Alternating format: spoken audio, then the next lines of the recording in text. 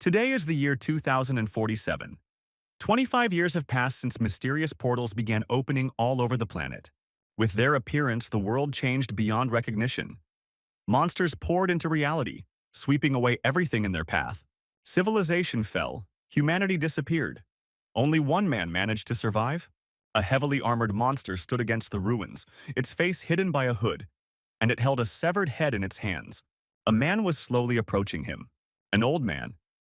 He was wearing a shabby coat, a shirt, and a bag over his shoulder. He was walking between the ruined buildings. His gaze showed inner strength. His face had a deep scar, and his beard seemed to hold stories from many years.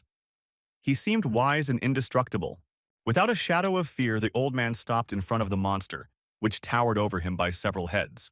The faceless monster raised his sword, but he didn't attack. He thrust it into the ground. It immediately split, as if responding to an unknown force. After this, the creature knelt down and silently held out the head of another demon to the old man. He just stood there, not saying a word, his cloak fluttering in the wind. Sometime later, the man entered a local bar. Its sign had almost disappeared. The dishes inside had long since cracked. He found an incomplete bottle of wine, there was only a little left, and took a sip. The head's voice came from somewhere. It spoke. It recalled rumors of a man who hunted only high-class demons. Who would have thought? But it seemed to be true. She was outraged, not understanding the meaning of what was happening. The man wiped his mouth. He said that it would take a long time to tell. Everything would soon become clear. And indeed, after hearing his story, my head went into shock. She couldn't believe that the quest was real. Supposedly, the one who collected 666,666 heads of high-class demons would receive something incredible. Together with the monster, the man opened the doors to a dark room where monster heads were stored on shelves. Thousands of glowing red eyes hidden in the shadows stared at the newcomer. If you do it right, he thought, you can shake the timeline. Turn back time.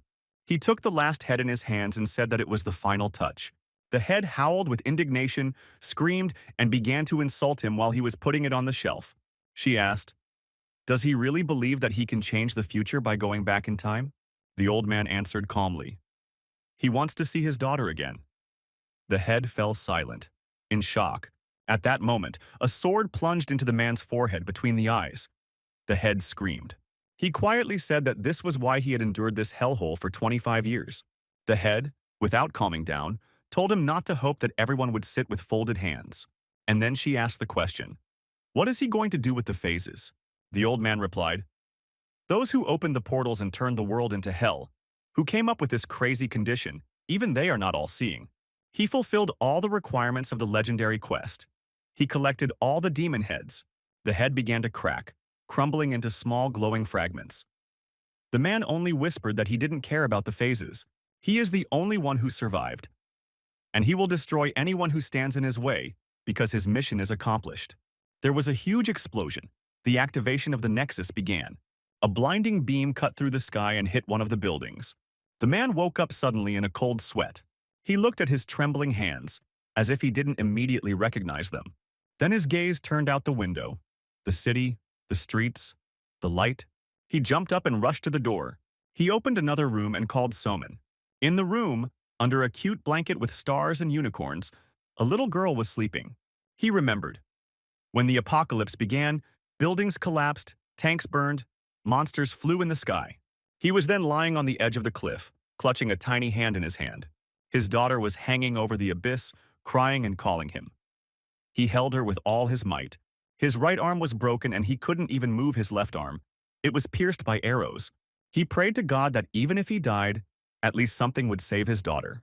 But suddenly a huge monster appeared under the girl. She was still hanging there, streaming tears, and looked down in horror. A giant mouth opened from under her. Fear froze in her eyes. The girl called for her father, but he didn't have time. The monster's jaws closed, swallowing her. All that was left of the girl was a small hand, still clutching her father's broken arm. Now he was holding her hand again, pressing it to his face, as if afraid to let go. After a couple of seconds, Soman opened her eyes. She didn't understand what was happening. When she woke up, she saw the door to her room slowly close and thought it was her father. And at that time, he was standing on the other side of the door. He fell to his knees and, unable to contain his emotions, began to cry. He whispered thanks to God. He knew that this happiness was temporary. Somewhere deep inside him, a feeling of anxiety gnawed at him. The day when the gates of hell would open again was drawing near. The world would change forever. He walked over to the refrigerator, took out a bottle of water, and took a sip. 25 years of solitude had taught him to appreciate even the simple things. But now he faced a much greater task, to protect his daughter. Even if he dies, he must try. He has to. And suddenly he felt a surge of strength. Magic awakened in his body. Primary-level spiritual magic. His eyes glowed like a spirit. He looked at his hand. It began to glow with a soft but powerful light. The power did not disappear. He really received a gift, and then he felt eyes on him. The spirit was watching him. He turned his gaze to the cabinet. In an old frame was his wife, holding a newborn child in her arms. Something inside trembled. Was it the spirit? It was her. Sua. Suddenly the outline of a woman appeared behind him. She silently hugged him. He didn't know why, but his strength returned to him. He got dressed. Thoughts were racing through his head. Perhaps this was the result of timeline crossing or a regressor feature. On October 11th, in 3 days, the gates of hell will open again. But already 3 days before that, people appeared who were destined to learn about the impending threat. The 8 prophets are the chosen ones of the 8 phases. They are the 8 battle stars, the saviors of humanity. They have developed incredibly quickly and reached heights that only a few can reach. But now, with the memory of 25 years of hell, he could steal their successes. Take their power. Take their rewards. He was walking along the night street. In front of him was the entrance to the underground passage. Today is October 8th, 2022. 3 days before the gate opens, and he made a decision. Now, he would take everything. He went down into the underground passage. It was empty. Not a single person. Suddenly, he noticed a sign. Predictions. Name compatibility. It flickered with a strange light. He opened the heavy door. Inside was a cold room. A voice came from the darkness. Someone said that all this is very strange. After all, no one was supposed to come today. How dare anyone show up? The man, standing in the semi-darkness, calmly replied that he had come for a certain thing. He called the one who spoke Yaksha. Suddenly, a massive hand darted towards him and forcefully pressed him against the wall. The man's face was lit up with veins. He was angry. Heavy, muffled steps were heard from the darkness. The monster held him with one paw and lifted him off the ground. His one eye was blazing with rage. And then he asked, "Who is he?" The man confidently declared that he had come to undergo the prophet's test. He knew that this was where they were conducted. The monster was surprised. Who could have told him about such a place? This is impossible. An order has been received from above. The selection is still ongoing. The man calmly confirmed. That is exactly why he is here. He came early to receive the place of the chosen one. The monster suddenly fell silent, then let out a guttural laugh that rolled through the cold room. Everything became clear. The man who had been rumored stood before him. The regressor who had destroyed 666,666 high-class demons. Did he really think they wouldn't find out? They knew he had shaken the timeline. The monster raised his hand and dark energy flashed in it. He grinned and said that the man was in deep trouble. Does he really think that regression will give him the right to do whatever he wants? This place is not just a test. It is a chessboard created by the higher phases, and by tangling the pieces, he has only brought their wrath upon himself. The man, without flinching, ordered the stinking paw to be removed and plunged 3 swords into it at once. The monster recoiled, screaming in pain. The wound burned as if his flesh had been melted from the inside. The man chuckled. He said he wanted to cut off the claw, but his body wasn't ready for such attacks yet. He didn't have the runes to strengthen the blow. The monster glared angrily and rushed forward, ready to tear the man to pieces. But the man just chuckled. He was wrong. Perhaps it was the phases who created the regression. Perhaps it was part of their plan. But does he think that people like him care about the higher ones? The monster did not let me finish. He growled and rushed to attack.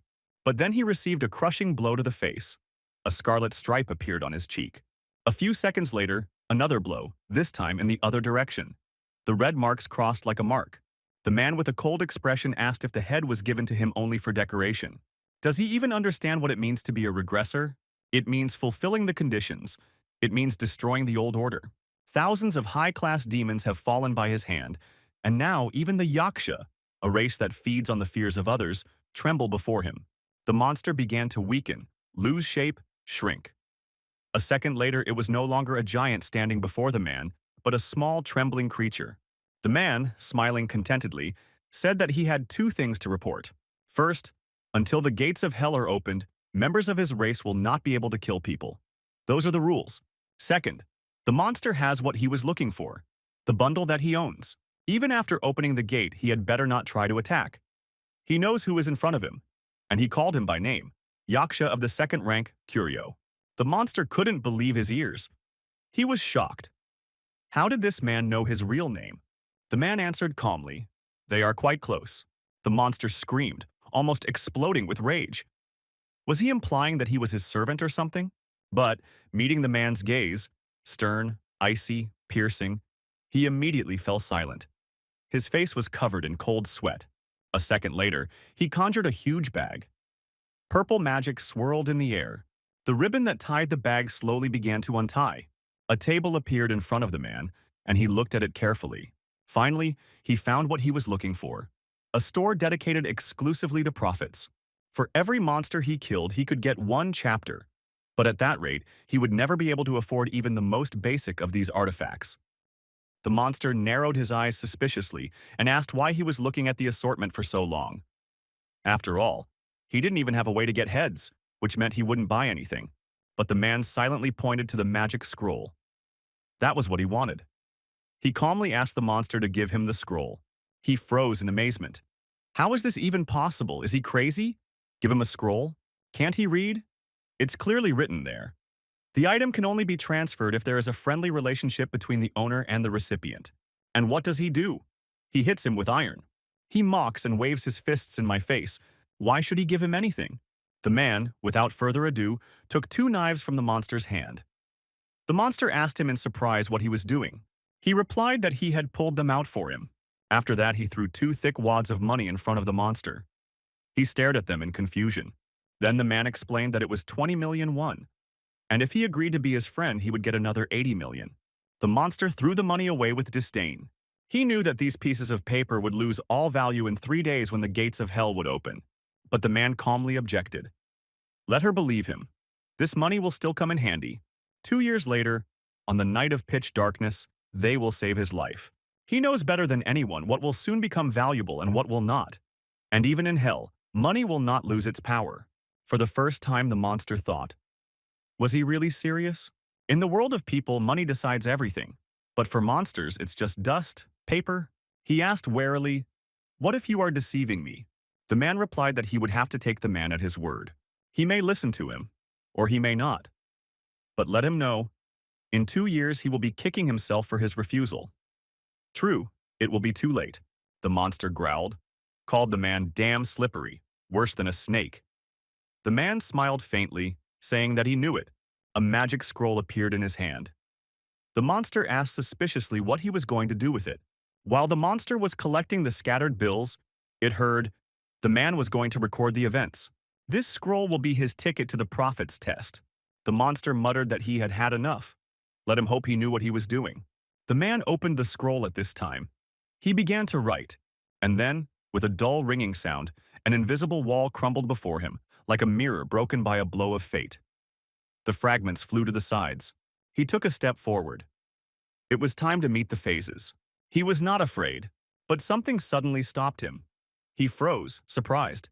A huge scarlet eye of a monster stared down at him from above. Together with the monster, they walked along an unknown bridge, which was illuminated not by lanterns but by a flying light nearby. The monster looked back periodically to make sure they were not in any danger. Suddenly, he met the man's gaze and screamed in fear. The man asked him why he was following him. He replied that he was simply going where he was going and would only witness how painful his death would be. After that, he said, "Let's assume that this is true. The reason why he knows everything is both the prophets and even the language of memories from his past life. Now he is trying to steal the privilege of a prophet. To be a prophet, he must be here first. And do they know each other?" He asked the man if he was ashamed that he would simply steal his friend's privilege. At that moment, the man suddenly remembered the ghostly howl of Chui Huisu, the peerless essence of one of the 8 battle stars, the master of hundreds of resurrected monsters. The guy was practically immortal. He was on par with the strongest stars like Alec. But for people, he became another piece of trash that had to be gotten rid of. Because in reality, he was a psychopath. To resurrect monsters, Chui Huisu used spare parts, experimenting with still-living people to obtain suitable material. And he also reached Namgun. The monster noticed that the man was very bad, but he began to contradict him. The monster then explained that no matter how strong he was in his past life, he was now just an ordinary person, and he should be more careful. If only he knew whose peace he was disturbing. But Namgung already knew this. He had disturbed the one who had been disappearing from him for 18 years. Suddenly, someone's voice was heard saying that an unexpected guest had arrived. The man entered the chambers of the Lord of the Seven Snakes. An unknown voice immediately asked Curio what this man was doing here.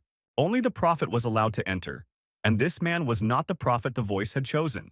The man only replied that choosing not him was the biggest mistake. He should have chosen Namgung from the very beginning. Suddenly, a huge red eye appeared from the darkness and looked straight at the man. The creature called him a regressor and a murderer, who had cut off the heads of 666,000 high-level demons. The eye realized who had turned their game board over. But still, in his opinion, the man was not fit to be a prophet. Then the man asked why he didn't try it himself. It was much better than Chui Huisu. The huge monster only remained silent in response to this. Suddenly, events from his past life flashed before Namgung's eyes, when he, with a broken arm, held the hands of his daughter, who was hanging over a cliff, but allowed her to die.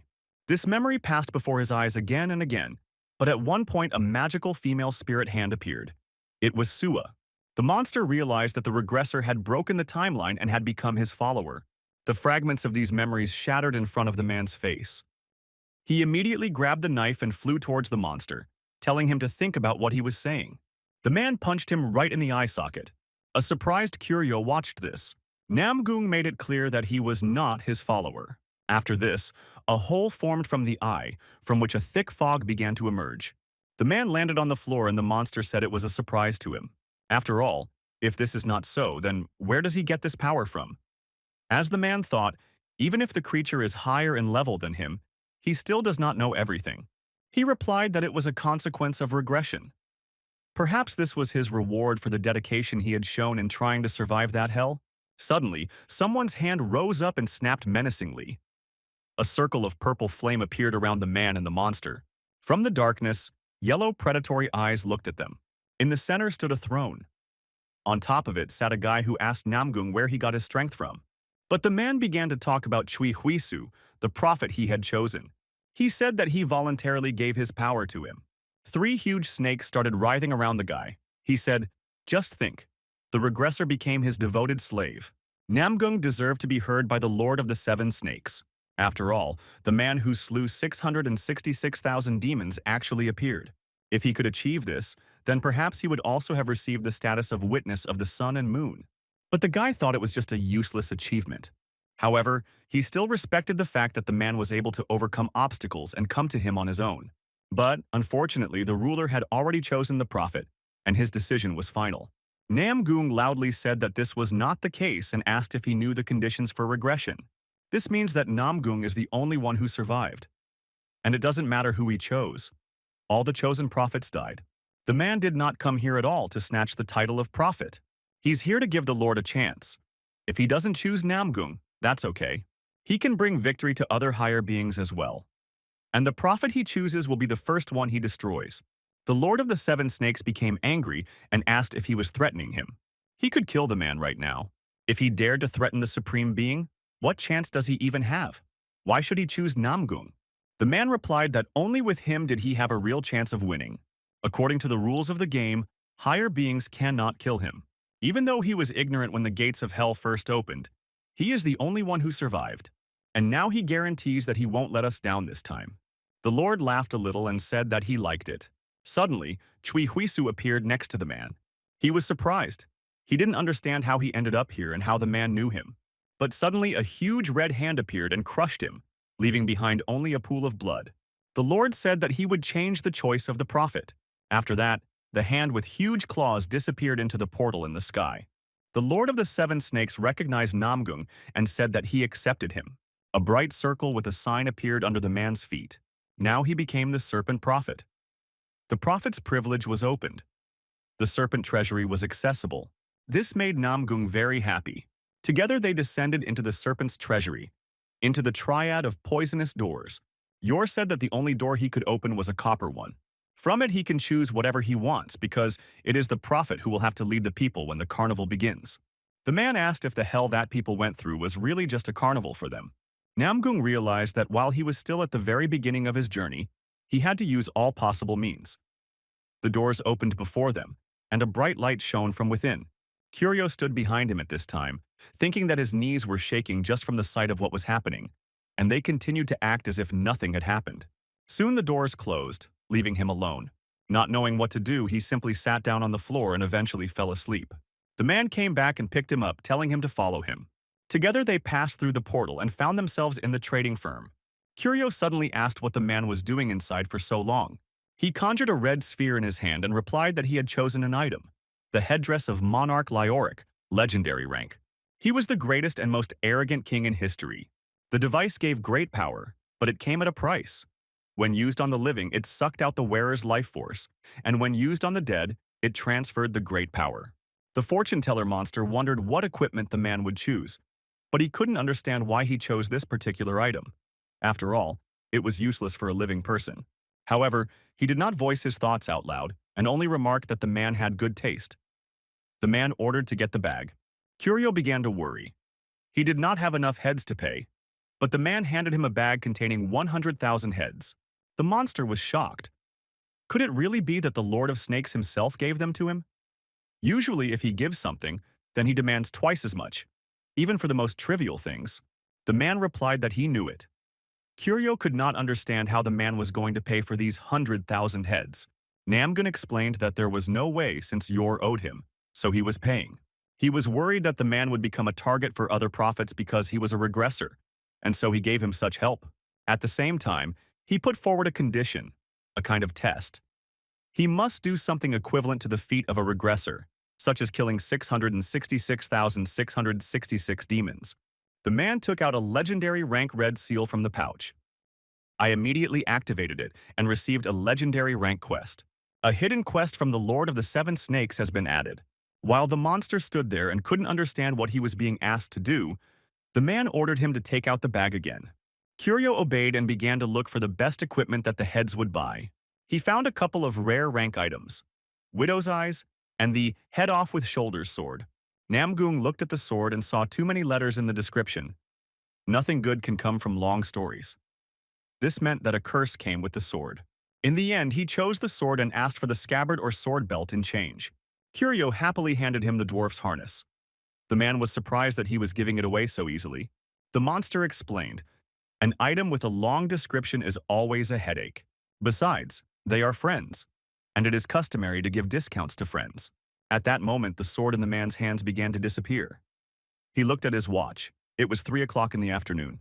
He was surprised why all the shops were closed. The monster replied that there was a barrier around the area. They came out of the underpass together. The man noted that they had done a good job. Now he wouldn't be late. The monster had already taken on human form and asked where he was rushing to. He assumed that if he bought the sword, it meant he was up to something. Was he planning to hunt prophets? But Namgung replied that he needed to pick up his daughter from school. This answer surprised Curio very much. The man left, saying that classes were just ending, and waved goodbye, promising that they would see each other again. He spent 2 days before the opening of the gates of hell with his daughter. Together they walked the streets and shopped in stores, and then they played on the console, fighting with each other. It was a small island of peace before the impending chaos, and now they are putting on their shoes in the hallway. The girl asks if today is really the day he was talking about. She looked into the backpack and asked if they had enough supplies to survive. She had bought them with her pocket money. The man asked if she really believed everything he told her. She agreed, because he was her father, and a father cannot lie to her. Together they held hands and walked out of the house, and they headed to the city cemetery of Daejeon. There was a guy standing at one of the graves. Namgung approached him. The guy gave a military salute. They were happy to see each other. They hadn't seen each other for a long time. Minhyun said that the man hadn't changed at all and looked as if he could return to duty tomorrow. He asked how Soman was doing. The man replied that she was in the car. They were on the outskirts of Seoul after all, and perhaps she was tired. The guy apologized for not visiting for so long because he should have come right away. Namgung explained that he deliberately let her sleep because today was a hard day. He explained why he chose this particular location for the meeting rather than Central Seoul. The smile on his face disappeared and he turned to Minhyun seriously. He had something very important to tell. He said to imagine that the world was going to end today. Minhyun choked on his drink, not believing that his brother had dragged him to the outskirts for such a joke. The man admitted that he himself wished it were a joke. While Minhyun was looking at him in shock, a powerful earthquake suddenly occurred. People began to run away in panic, not understanding what was happening. Someone was shouting that they needed to call 119. Minhyun jumped up from the bench and called his brother to leave, but Namgung simply activated his new sword. And he said that he would kill every single monster. Many goblins ran out and started attacking. All the people started running away and calling for help. Minhyun told his brother that it seemed like they needed to leave. The man just turned around and said that this time they both had to survive. Minhyun tried to stop his brother when the monsters reached him. But the man with a calm face simply cut them into pieces. Namgung asked his brother to go after his daughter. He did not understand what the man had in mind. He turned his head and ordered to do what he said. Minhyun made a military salute and promised to do everything. He ran to the car shouting that he would be back soon. At this time, small goblins with clubs in their hands attacked civilians. Namgung cut them in half without a trace of fear. After that, he looked up at the sky and saw a huge green eye with a yellow socket. Goblins started pouring out of it. People couldn't understand what it was and ran away in panic, screaming and pushing each other away. Earlier, when the man had spoken to Yor, he had said that since he had become his protege, there were some things he should know. From now on, he can command the life force. If he wishes to save someone, he must be ready to give someone else's soul in return. It is better for him to be an egoist. Such is the path of the protege of the Lord of Snakes. Whatever he does, he will not escape the stigma of a hypocrite. But he needs strength, even if it means bearing a cross. Perhaps the Lord has already forgotten, but he can lend him strength in this life. Standing near the cemetery, he began to call upon himself by right of being the strongest in these lands, and summoned the defenders of the fatherland, while his sword was filled with red magic. Spirits began to emerge from the graves where sergeants and soldiers were buried. Many bright sparks flew out and hit the man's body. He held the sword, filling himself with magic, and discovered the souls of the second level. The friendly spirits around him resonated with him. They were active. The spirits of the memorial were rising within him. He could use second-level soul summoning. The number of souls that could be summoned exceeded the limit of his capabilities. 0 out of 3 were available for summoning. Dead people began to emerge from their graves. Their bodies were covered with a black magical crust, and silver helmets appeared on their heads. Now there were several warriors standing next to the man, kneeling before him. Goblins continued to appear and attack women and men. Minhyun held Soman and was shocked that there was no end in sight to the goblins. Was his brother fighting them alone? And how? Only his daughter could sleep peacefully in this hell? He hoped she wasn't hurt. Looking up at the sky, he saw more goblins starting to descend from the sky. At that moment, one of them attacked the guy from the side. And then a red warrior appeared and cut the monster in half. Minhyun turned around happily, realizing that his brother had returned. He asked what was going on and who these people were next to him. Namgung replied that he would explain the details later, but for now he handed him the sword. The man said that there were still plenty of goblins here, and it was time for his brother to remember his forgotten kendo skills. Minhyun said that he had made a promise to his teacher not to pick up a sword again. But now he fights to save people. He took the sword and cried out for the blade of hell to listen to him, and then asked what the name of this sword was. People climbed onto the high bridge, not understanding why the police did not come. No one wanted to die in this place. Suddenly, the girl upstairs noticed that her child was left downstairs and crying. She wanted to go down, but the man held her back, saying that otherwise she would die. At that moment, a goblin with a club studded with spikes appeared next to the child. The wind whistled as Minhyun swung his sword and killed the goblin, saving the child. He came up to him and told him to run quickly to his mother. Namgung watched as his brother skillfully killed goblins. His own strength could not yet be shown openly, so he entrusted his brother with the role of the crowd's favorite. In his past life, he was the leader of the Warrior Guardians Resistance, and now he will lead from the shadows. Minhyun, despite being tired, continued to fight. There were red warriors next to him who helped him. One of the goblins ran too close and he struck him right in the head with his sword. The goblin collapsed in its own slime, its head cut in half. The guy hoped that this was the last one. He sat down and decided that he could finally take a little rest. But suddenly there was a noise and he couldn't believe it. Was this really not the end? They had dealt with all the goblins. Namgung looked to the side and realized that the one he was waiting for had finally arrived. A huge goblin emerged from the ruined buildings. Around his neck hung a pendant of alien fangs, and in his hand he held a knife. He was a goblin warrior. The monster raised his huge sword, and it attacked Myung-hun, but he repelled the attack with his weapon. One move from the goblin warrior and the guy falls to the floor, rolls and crashes into the wall. The goblin simply turns away and walks away. Namgung approaches the guy. He notices that Myung-hun's bones are intact, which means he can handle it. Myung-hun is puzzled as to why the monster suddenly turned around and left.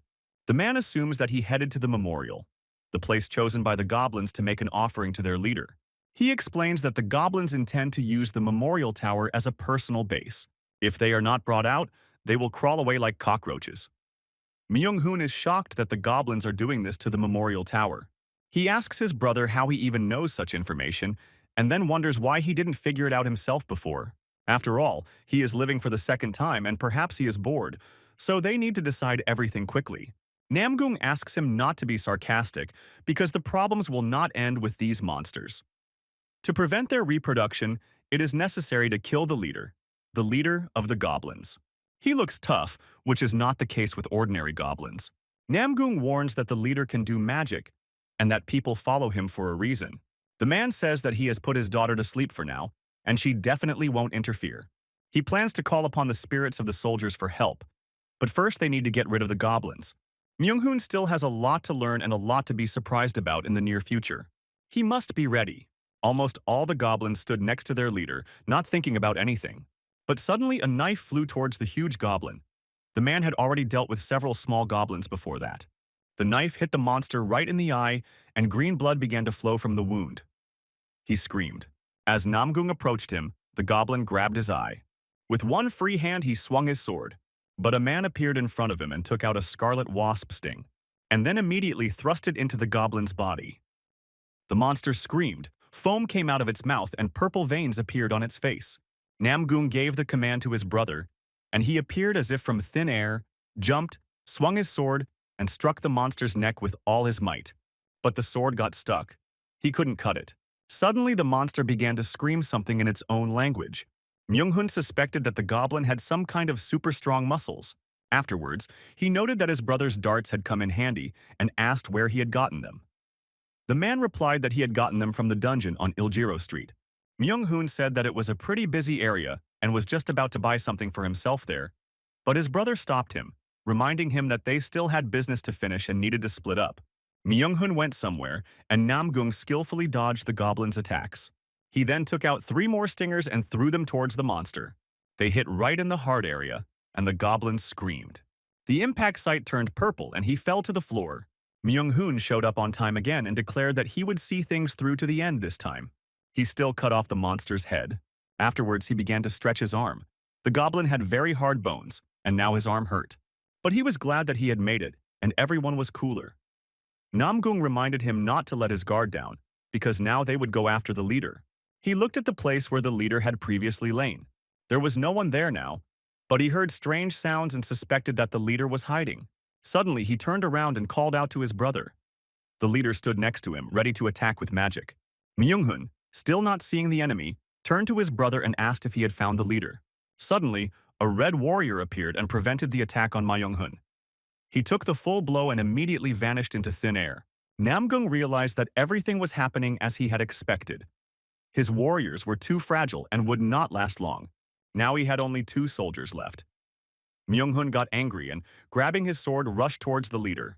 He swung to strike, but the monster put up a magic shield. And then he pushed him hard. The guy dropped his sword and, groaning, flew to the end of the room. Namgung walked up, picked up the sword and explained that it was a magic shield. While this isn't the most powerful skill, it's still quite rare at this point. Now they need to break the shield with more force. Myung-hun began to rise from the floor, wondering where he could find additional strength. His brother said there was one way. You have to let the sword do all the work. He explained that the sword was a cursed object, possessed by a spirit. And the most important thing now is not to let go of it. Myung-hun's body began to be covered in red fire. The goblin leader, who had been watching what was happening, turned around and shouted something in his own language. All the other goblins fighting the red warriors immediately paid attention to the order. Hearing him, they ran towards their brothers. Namgung took out a silver demon hunter blade. It was well sharpened, but due to its low durability, it broke after the first use. However, it had one advantage. When broken, it generated a random deadly effect. Namgung threw the blade towards the enemy. The blade didn't have time to reach the goblin. It crumbled into small pieces and immediately exploded. A huge flame burned the goblins. Namgung realized that he could no longer win a second for his brother. Now, everything depended on him. Myung-hun stood there, trembling all over, his body covered in black fire and his eyes turned red. A connection was made with the executioner's soul, which was bound to the sword. The executioner's spirit thirsted for blood.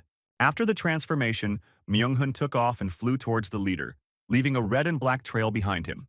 He clutched the sword and his gaze became wild. The leader tried to attack him with magic, but the boy cut the spell with his sword. Then he flew up to the goblin, broke through the magical barrier and struck the enemy straight in the chest with his sword. He defeated the enemy and the magic around him began to dissipate. At this time, Namgung was watching the green eye in the sky. His red warriors continued to fight the remaining goblins. When the last goblin was defeated, the darkness in the sky disappeared and the sun appeared. The goblin leader was defeated. All participants within a 150-meter radius were given a normal reward, and those within 50 meters were given another normal reward. Everyone who contributed to the victory, regardless of distance, was also entitled to a participation reward. A special reward was given to the one who dealt the final blow to the leader. Several chests appeared in front of them. Some were ordinary, others very valuable. Myung-hun was in shock and did not understand what had just happened and where these chests came from. Namgung explained to his brother that he had defeated the main monster, which meant it was time to receive the reward. Inside was a necklace made from a goblin jaw and a trophy goblin jaw, a skull with emeralds instead of eyes. There was also a goblin chieftain's bracelet, crude in appearance but containing the chieftain's magic. It allowed the use of 5th-level shield magic. Myung-hun looked at the awards with interest and, taking the bracelet, asked his brother if he needed this item and if he could take it. Namgung replied that he didn't need it, but his brother would find it more useful. Then he noticed another item. The chest contained the heart of a rare-ranked goblin lord. When consumed, it granted the ability to cast spells. Namgung explained that if a person does not have the ability for magic, then it will not bring much benefit, and he and his brother are just like that. He suggested that when the next gates of hell opened, they would find a middleman and sell this trinket at a high price. The special reward could only be used by the person who received it. The table asked if he wished to test the subject's predisposition to magic. Namgung was surprised, because in his past life he didn't know about this option. He was too busy hunting demons and thinking about meeting his daughter. But it was strange. Neither he nor his brother had any talent for magic. And suddenly the object in his hand began to glow, and a magical beam burst out of it, which hit straight into the body of the sleeping Soman. Namgung was amazed that the artifact had chosen this girl. The recommended target was Soman. The level of her magical potential turned out to be legendary, the highest possible. Namgung couldn't believe that Soman had a predisposition for magic. He wondered how he could not know, but of course he did not know, because after the opening of the gate he lost her. She was not just talented, her rank was legendary and higher. Even in his past life he had never encountered such cases. This was definitely surprising. Was his daughter destined to have her hands stained with blood? Myung-hun told his brother that he didn't have to make Soman into a great magician. Even adults have a hard time fighting monsters, but children, no matter what, need to live happier lives. It was at this moment that the girl began to wake up.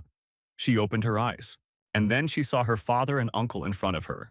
Myung-hun noticed that the girl had grown up since their last meeting, and suggested that they play airplane with her, just like in the good old days. Soman got up from the floor and said that she was no longer a child. Looking around, she asked what happened here. And I saw many dead bodies of people and goblins, weapons covered in blood. She asked her father if he hadn't promised that they would go through all obstacles together, no matter what it cost them. Isn't that why he told her the whole truth? Namgung just lowered his head and apologized. Suddenly a little boy approached the girl, pulled her sleeve and began to ask for help. He cried and pointed to the side. There lay the dead body of a woman with a knife in her arm. It was his mother. She was killed by monsters. The boy could not calm down. He was crying hysterically. Soman, comforting him, hugged him to calm him down. Myung-hun told his brother that the girl was just like him, just as brave. But Namgung replied that she got it from her mother. He himself is a weakling. Out of fear, he tried to protect the child by locking her in a cage. Myung-hoon noted that this was natural, since he was a father. Soman continued to console the boy and offered to take him with her. But Namgung categorically refused. He said that a special shelter would soon appear, and the child would be safer there than with them. The daughter tried to convince him otherwise, saying that the boy had no one left. Namgung responded even more sternly that no means no. However, the girl continued to insist. Being left alone is the worst thing. She knew this from her own experience. After all, her father had already abandoned her when her mother went to heaven. Suddenly, a portal appeared behind Namgung, and the Lord of Snakes came out. He said that he himself had once told him the same thing. The Death Controller dreams of a quiet life. It sounds lame. He praised Namgung for getting rid of the Goblin Chieftain, because according to the plan, they were supposed to rebuild the citadel and fill the entire city by midnight. But now, everything went wrong. Namgun asked what the point of all this talk was, since it must be beneficial to the Lord when he acts actively. Yor replied that it was indeed beneficial to him, but the top brass was against it. He added that he liked that Namgung was using the dead even before the carnival started. Namgung countered that there was nothing wrong with using the powers available, and that they should simply tell the others not to interfere. Yor replied that they were right. You can't act until the figures are placed. It's against the rules. He controlled the souls of patriots by appealing to their sense of duty. Namgung asked, "So what? If it works, then everything was used for the sake of victory." The Lord of Serpents knew that he would answer like that, and came to offer a compromise. A life for a life. Since he used perfume, he will have to pay for it. The rules require equal exchange. According to calculations, it is possible to limit oneself to only one life. Yor pointed his finger at the child, at a little boy who was shaking with fear. He added that the boy was of no use to the man anyway, and he suggested killing him now, before he became a burden. The man turned around to look at the child in surprise. At this time, Summon screamed at the Lord, demanding an explanation, and she angrily hit him in the face. She asked who he was to decide who would live and who would die. Yor got angry and called the girl a little rat, and pushed her away with red magic. A bright beam threw her into the wall. It lifted her into the air by the neck while the girl, covered in blood, coughed. Namgung was already running towards Yoru to stop him. But another red beam flew towards him. Myung-hoon grabbed the sword and tried to attack as well. But he also failed and flew off from the blow. 3 beams flew out from the body of the Lord of Snakes, holding back those who tried to stop him. Only a small boy remained in front of him, sitting on the floor. Yor told the man that he liked him, but if the child crossed the line, he needed to be re-educated.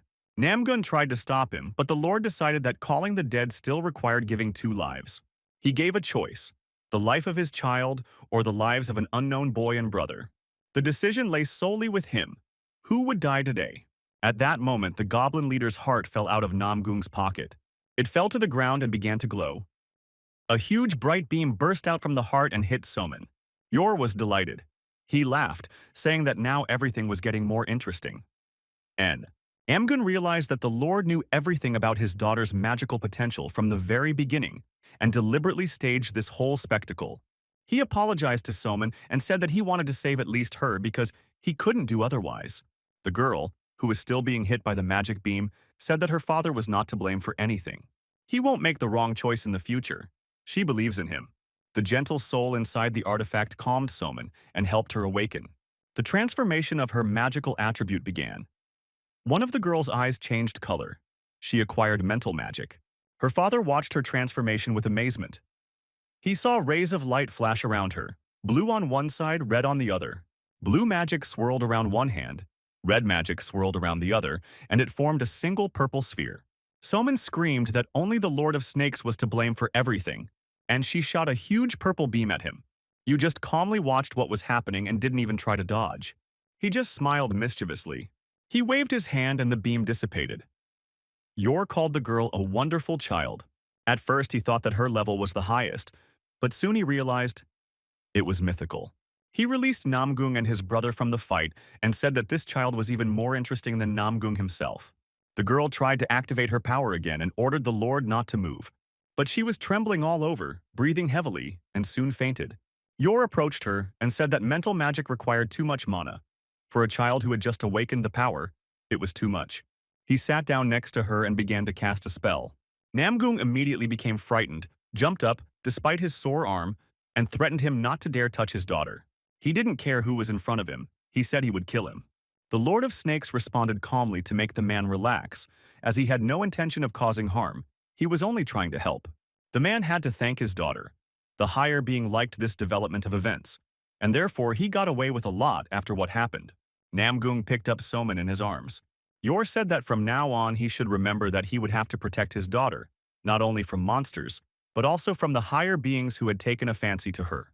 Namgung asked ironically if the Lord of Snakes, his patron, was really going to sit idle, and suddenly a red ball appeared next to his foot.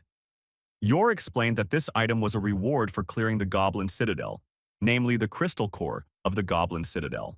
The higher beings had planned to hand him over after the carnival, but the Lord of Snakes had grabbed him beforehand. In the end, his patron turned out to be not so bad. He added that he would continue to watch the man, and that it was better for him to stay alive for the sake of the Overlord's victory. Then a portal opened, and Yor disappeared, leaving father and daughter alone. Soman woke up some time later in the back seat of the car. She immediately jumped up and asked what happened, because she remembered how she fought with the Lord of Snakes. Myung-hoon told her that she had simply overdone it and passed out. The girl immediately asked what had happened to the baby. The man explained that her father took him to a shelter in Daejeon. Soman rushed at her father with reproaches because she asked him to take the boy with her. But the man replied that he would be much safer in the shelter than near them. A soldier named Jin Soo-yuk, who makes the shelter the safest place in South Korea, took the child under his protection. Namgung said that he had known this man for a long time and trusted him completely. His daughter should not worry. The boy was in good hands. Soman asked if the shelter was so safe. Then where were they heading? The man explained that they were going to Seoul. After the first gate of hell closed, the so-called dungeons would begin to open in Seoul. If they want to prevent the coming disaster, they need the rewards from these dungeons. Myung-hun noticed that his brother was behaving just like a prophet chosen by the gods. He asked what they should do now. Namgung replied that it was nothing special. They just needed to become stronger. They were driving in a car along a destroyed road where overturned and wrecked cars were strewn everywhere. The radio broadcast breaking news. Rail service was suspended due to damaged tracks, and the expressway was closed due to destruction. Myung-hoon noticed that it would be difficult to drive on the highway. It was okay for him. He was a strong man. But they had a girl with them. He suggested that they take the main road. But suddenly a goblin fell into the windshield of their car, leaving a huge crack. While they were trying to figure out what was going on, Soman was immediately asked if she was okay. Namgung got out of the car to check if there were any more goblins hiding nearby. And at that moment something flew past him and slightly scratched his face. It turned out that this weapon killed the goblin standing right behind him. The arrow was shot by a schoolboy in a tracksuit. He was holding a bow and had just saved a man. The guy immediately apologized, explaining that the monster suddenly ran at him, and he only wanted to help. Namgung ordered him to lower his bow first and then continue the conversation. He asked the guy if he had really killed all those goblins. Myung-hoon also got out of the car and noticed his accuracy. He hit only vital points. An ordinary civilian killed 5 monsters with just a bow. Namgung wondered why he didn't remember anything about this young man from his past life. He asked his name and he replied that his name was Jong Kyung-in. Myung-hoon asked him what he was doing in the middle of all this chaos, since the TV clearly said to stay home. The guy replied that he needed to see everything with his own eyes. His father remained in the city hospital, and he could not contact him. Namgung understood why he hadn't met him in his previous life. Even a mage like Soman with a legendary rank couldn't survive back then, let alone this boy. He advised the young man to go home, since he would hardly get there alive on his bike. But the boy began to beg for a ride to Seoul. He promised to repay for it. This interested Namgung. The guy held out a purple diamond, saying he didn't know what it was, but it appeared after killing monsters. Myung-hoon was amazed, because he and his brother were not interested in any trinkets. Namgung immediately stopped him, asking if the artifact really appeared after the goblins were killed. The man was very surprised because this object should not have appeared yet, and now they were all riding together in the car. The man asked the boy if he was lying, but he confidently replied that he was telling the truth. The item had indeed fallen out of the goblin. Namgung held the crystal in his hands and studied it carefully. It turned out to be a rune of agility. There were 2 ways to gain power during the carnival. You could either develop a gift or upgrade your statistics. A low-rank rune of agility would slightly increase this stat when used. A gift is a special talent given at birth but remaining dormant. And a statistical indicator is something that anyone can get if they work on it.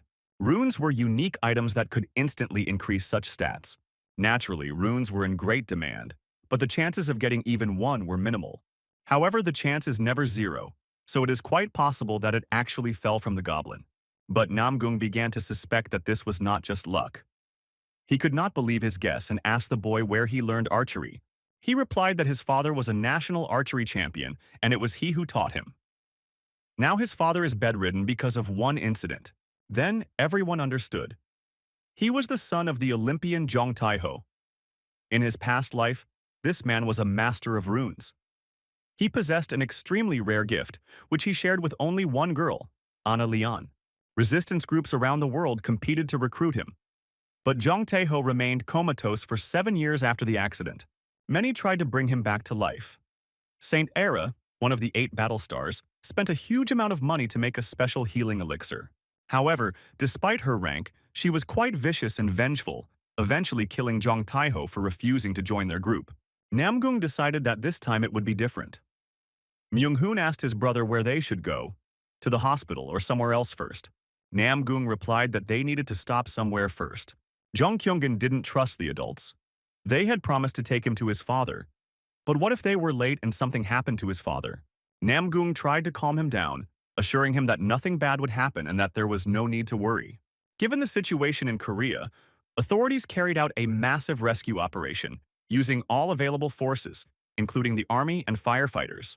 In times like these, medical facilities became a priority. And in Namgung's opinion, the hospital was now even safer than the roads they were driving on. Kyungin asked what exactly Namgung meant. The man replied that they could heal his father with an elixir. Its production requires 400,000 heads. It is almost impossible to collect such a sum quickly. But they were lucky, because they were just heading to the dungeon. Someone explained that her dad is living for the second time, and therefore knows a lot. If the guy listens to him, he will definitely succeed. Kenan was still hesitant. Even if they did collect the required number of heads, where would they even be able to buy the elixir? Namgung replied that he would soon find out everything himself. Suddenly, one of the machine's timers ran out and a powerful explosion occurred. Everyone was in shock and couldn't understand what had happened. Namgung said that this is exactly what he expected. A monster appeared from behind a mountain of destroyed cars. People leaned out of their cars, not understanding what was happening. The monster laughed and said that he would be brief, so everyone should listen to him carefully. From that moment on, they became participants in the carnival, and its organizers, the phases, would recruit prophets from among them. Nobody understood who he was. Someone started shouting at him to get out. Then the monster became angry and screamed, demanding silence. He used the Yakshi roar, and several nearby cars were blown away by the shockwave. A deep furrow, scorched by the flames, remained on the asphalt. The monster asked if they didn't know that interrupting was impolite. He explained that all the necessary information would be automatically implanted into their consciousness, so there would be no detailed explanations. Formally, he only had to announce the rules of the carnival. But suddenly he turned towards one of the cars, hearing a signal, and could not understand who dared to interrupt him. Namgung got out of the car and said it was him. He added that the monster should be shorter. The monster immediately recognized this man. Myung-hoon asked his brother if this was the same Yaksha he had told him about, since he looked much stronger than the goblins. The monster came down and indignantly asked how he could even be compared to goblins. What an ill-mannered person.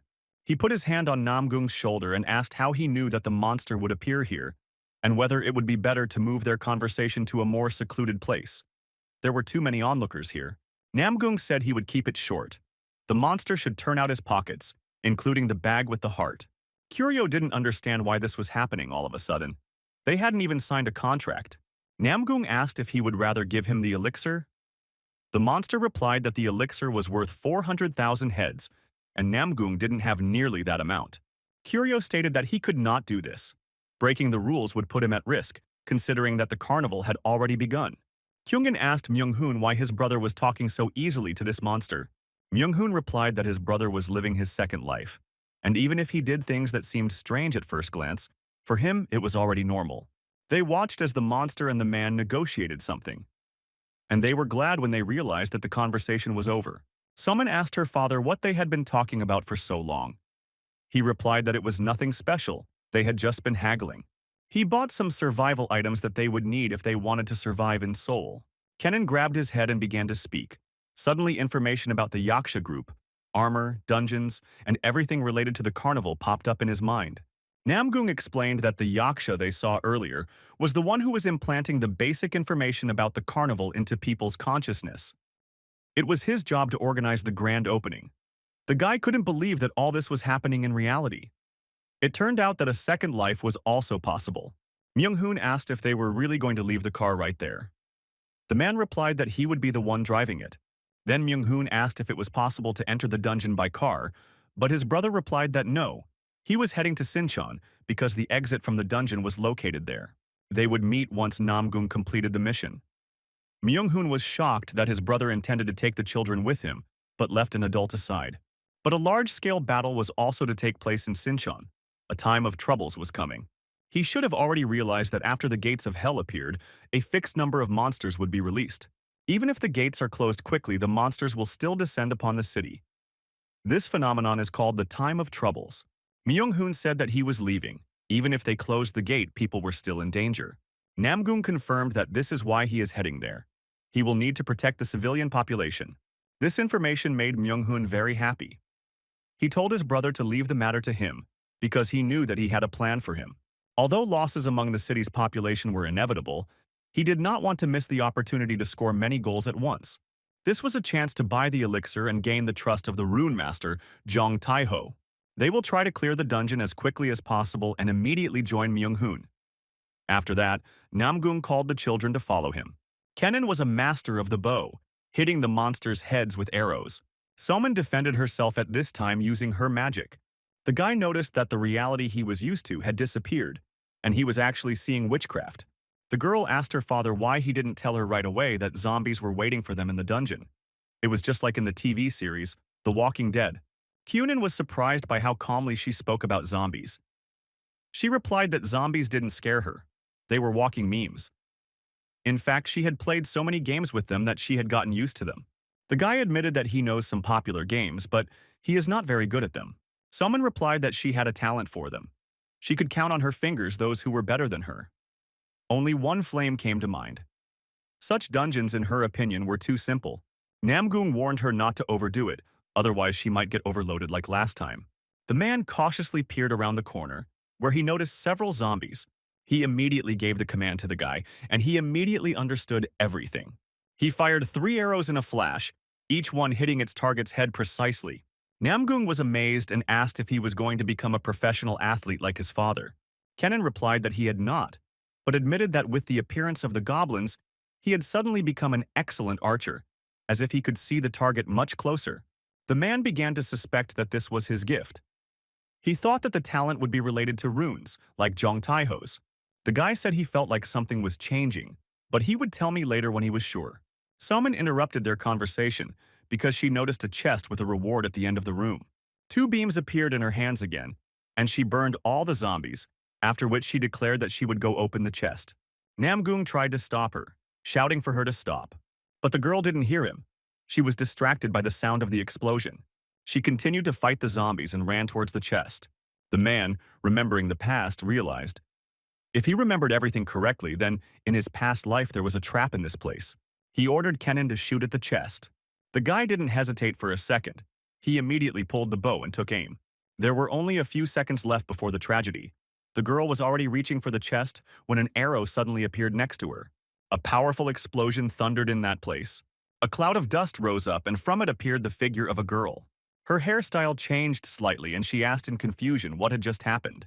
Namgung walked up to her, glad that she was safe. It really was a dungeon trap.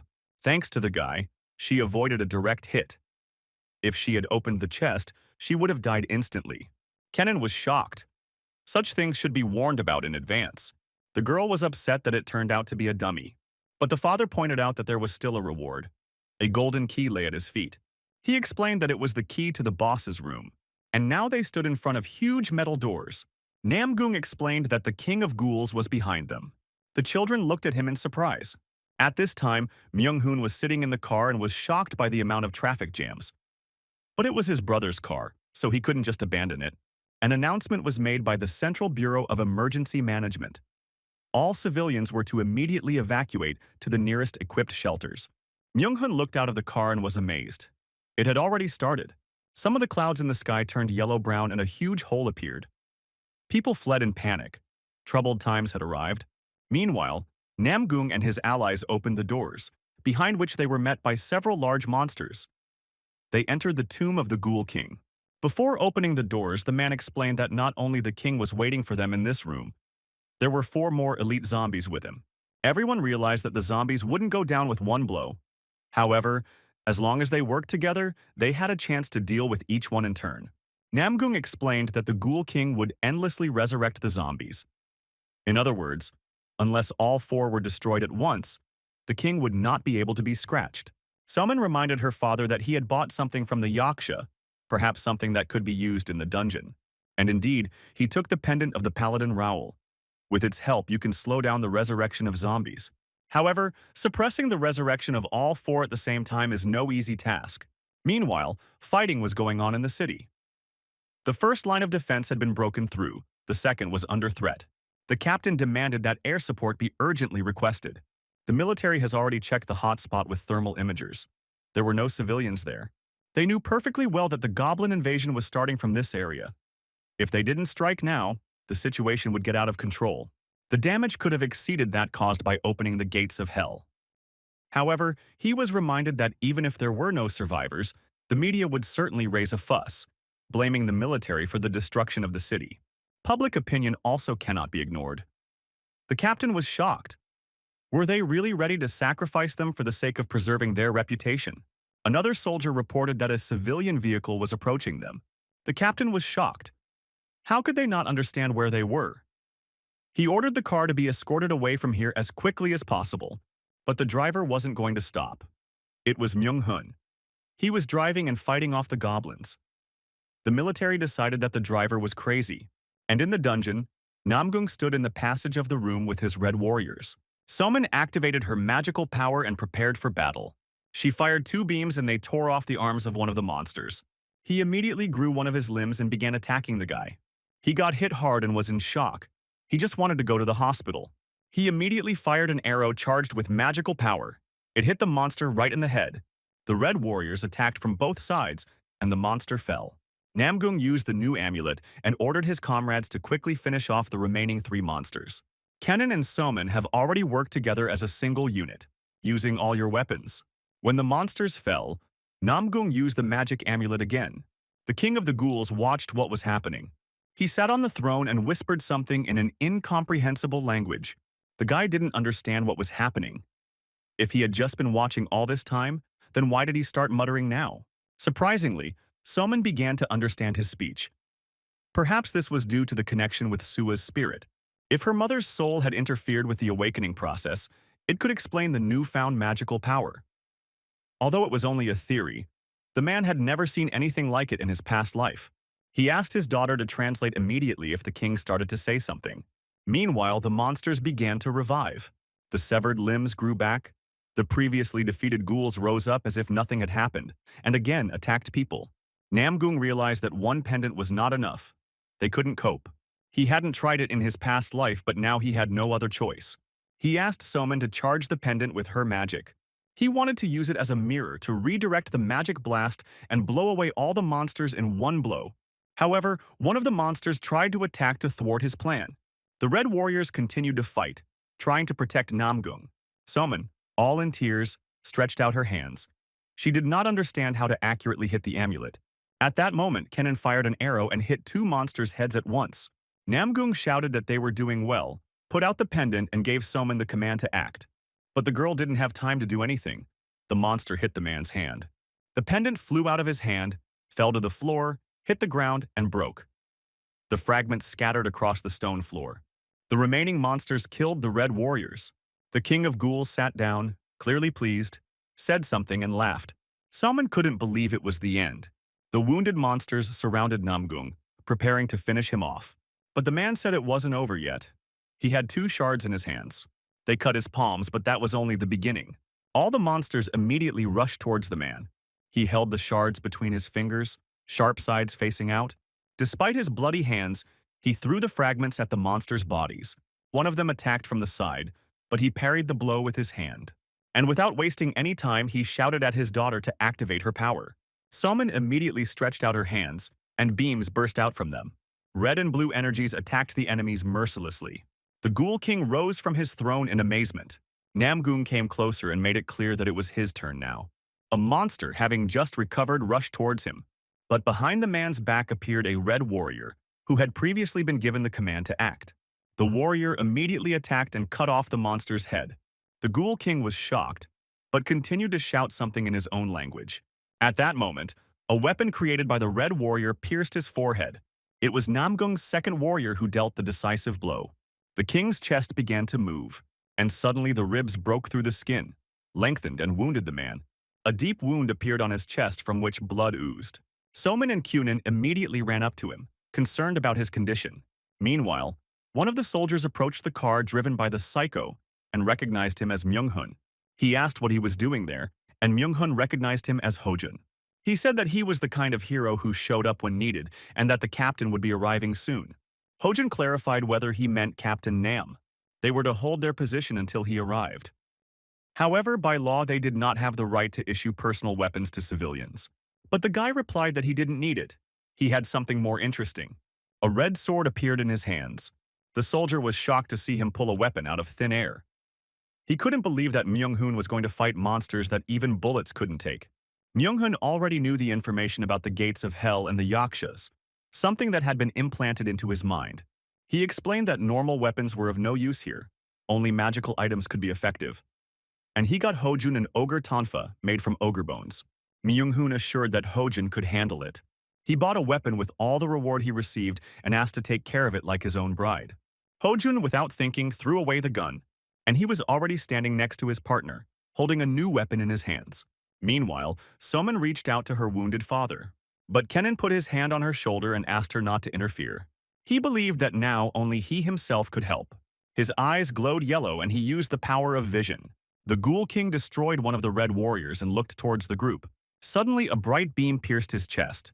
Namgung noticed that the guy wasn't shooting at random. His chest was indeed his weak spot. He didn't believe that everything could be so simple. The guy told Soman to hit the monster's hands, and she didn't understand the sudden change of plan, but still activated her power. The guy's next arrow hit the monster in the shoulder. Namgung couldn't understand why he was aiming at his hands and not his head. With his skills, it was unlikely to be a miss. Kunin instructed Soman to continue, but try not to hit the head. 2 beams flew towards the king, but he blocked them. The girl was amazed that the monster was able to reflect her magic. After this, the king jumped towards her. Kenan didn't hesitate and shot him straight in the chest. The Ghoul King fell to the floor, steam pouring out of his body as he began to slowly dissolve. Glowing hieroglyphs appeared in the air. Namgung was shocked. The guy killed the king not with ordinary arrows, not even using an amulet. He asked him how he managed to do it. The guy replied that he saw glowing spots on the bodies of his enemies. Hitting them consecutively will destroy them and reward you with runes. Not all monsters have such places glowing. He wanted to tell about it earlier, but he wasn't completely sure. Now he called it vision and said that it works 100% if the target is glowing. Usually, killing a Ghoul King wouldn't reward such runes, and Namgung was surprised. He wondered if it was really the boy's ability or just luck. In the case of the first option, combining it with the rune master Chan Taiho could develop extremely useful skills. At that moment, Soman noticed another treasure chest and asked if it was real. The team opened the chest, from which a blue glow shone. This was the reward for the entire group. Namgung was genuinely happy. After all, this was a real jackpot. They received the silver of the Ghoul King, the equivalent of 1,500 heads. It could be exchanged for a head and a broker, and also exchanged with other recipients of the reward. In addition, they were given the gold of the Ghoul King, the equivalent of 15,000 heads. They also received the Ghoul King's aura gloves, which could be exchanged with other participants. The gloves had a magical rank, increased concentration, but had an unpleasant smell. Namgung explained that concentration is not only precision, but also the basis of everything, from creating magical items to controlling magic. And smell can be dealt with. Kenan, hearing this, decided to try on the gloves, but after putting them on, he felt sick and began to vomit. The man specified that the smell would disappear in about 3 years. They needed to move on, because the main reward was waiting for them ahead. They had the old keys of the Ghoul King, one for each. These keys could open the treasury of the Ghoul King. If you use a special scroll in it, the dungeon will open. Once they get down there, they may find themselves separated, and it shouldn't be surprising if someone ends up alone. Someone was warned that if she chose one of the doors, there would be no return. Kenan asked which door to choose, but the man admitted that he had not passed this place in his past life and did not know.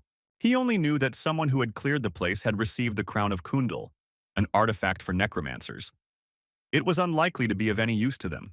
Kyungin was surprised that Namgung, being a person living for the second time, still didn't know a lot of things. The man replied that this was their first serious dungeon, so they shouldn't get hung up on the choice. Besides, their brother was waiting for them, and they needed to hurry. He entered the right room. It was huge and much more interesting than the gates of yore. After all, it was the king's treasury. Suddenly, one of the doors caught his attention. Each of them had only a title, no description. He remembered Mornyu's spiked blade from his past life. They were the twin blades used by the Japanese demon hunter Shinomiya. He doesn't need them now. He walked further and noticed another door.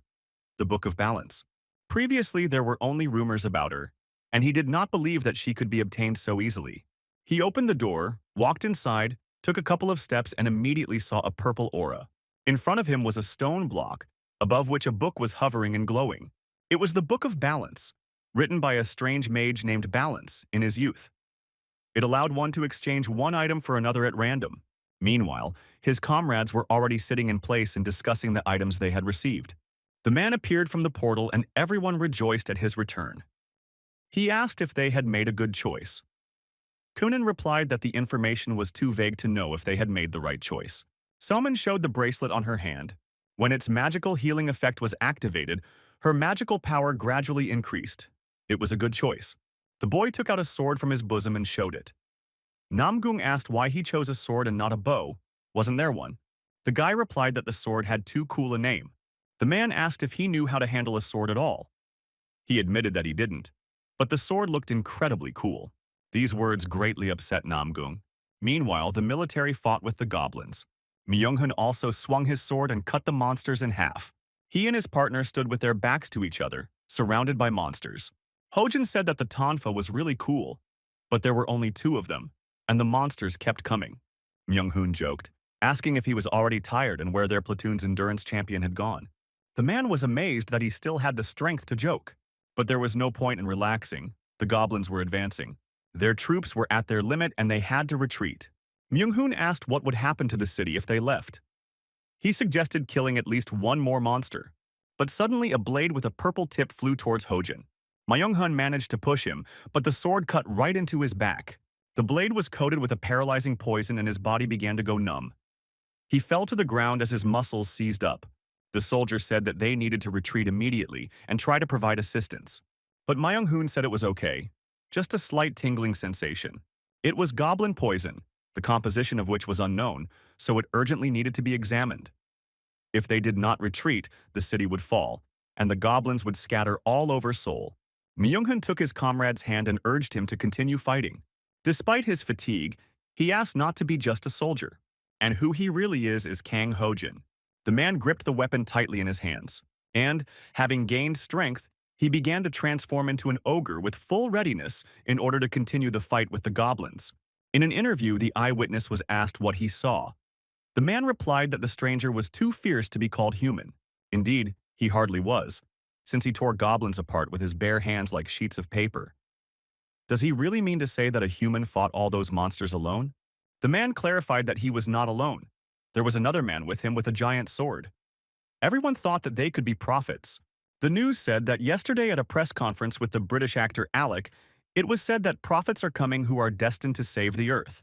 However, the man himself did not know what to think about this. He would not call these people rescuers. They were more like destroyers who acted of their own free will. The other soldiers tried to fight off the goblins but were overwhelmed. They were killed one by one. Suddenly, one goblin with a flower on his head turned around, hearing a strange sound. Hojun, who was several times larger than him, stood with a weapon and burning eyes. The goblin was in shock and did not understand who was in front of him. Suddenly, a huge goblin appeared in front of the little goblin and told him to leave this battle to him.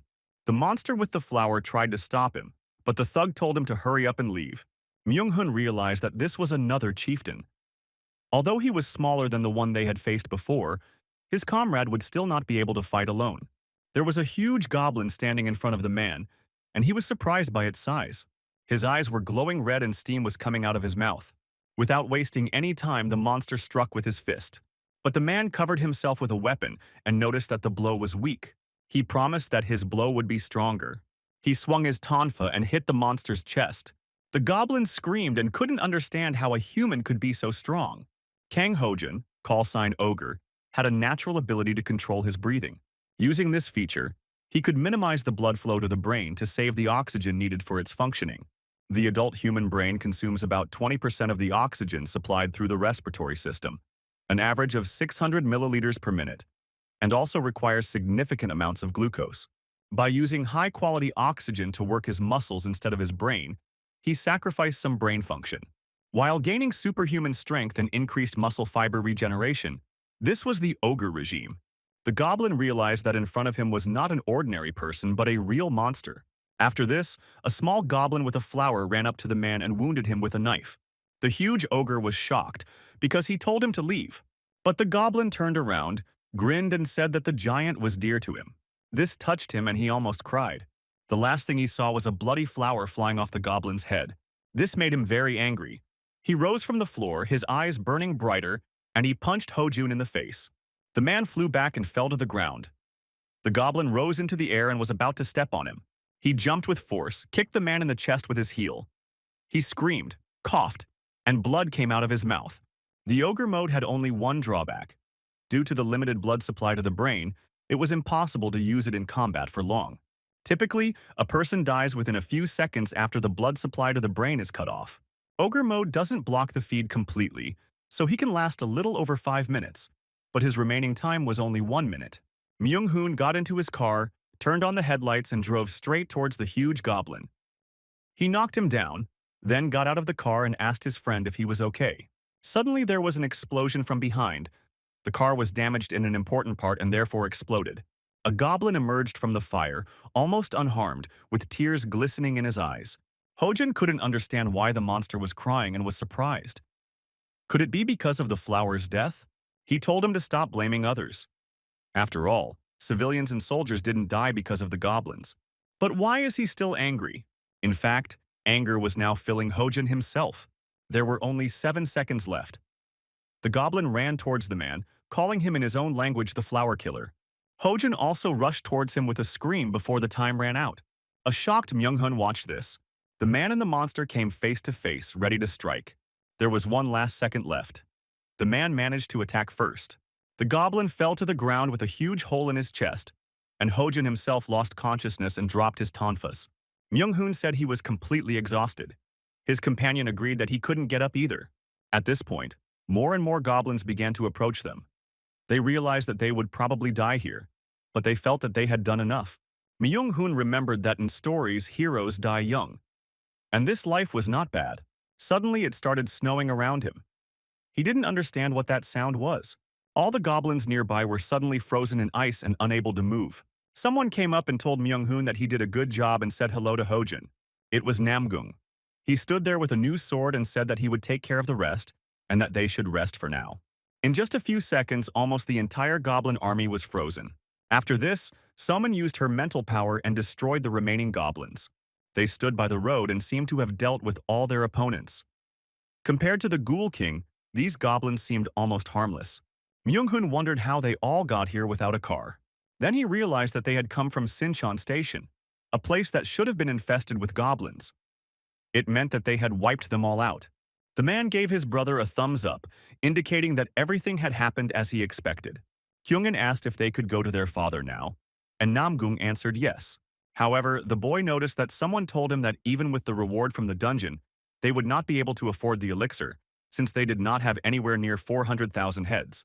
Namgung clarified that he never said that they would get 400,000 heads from the dungeon.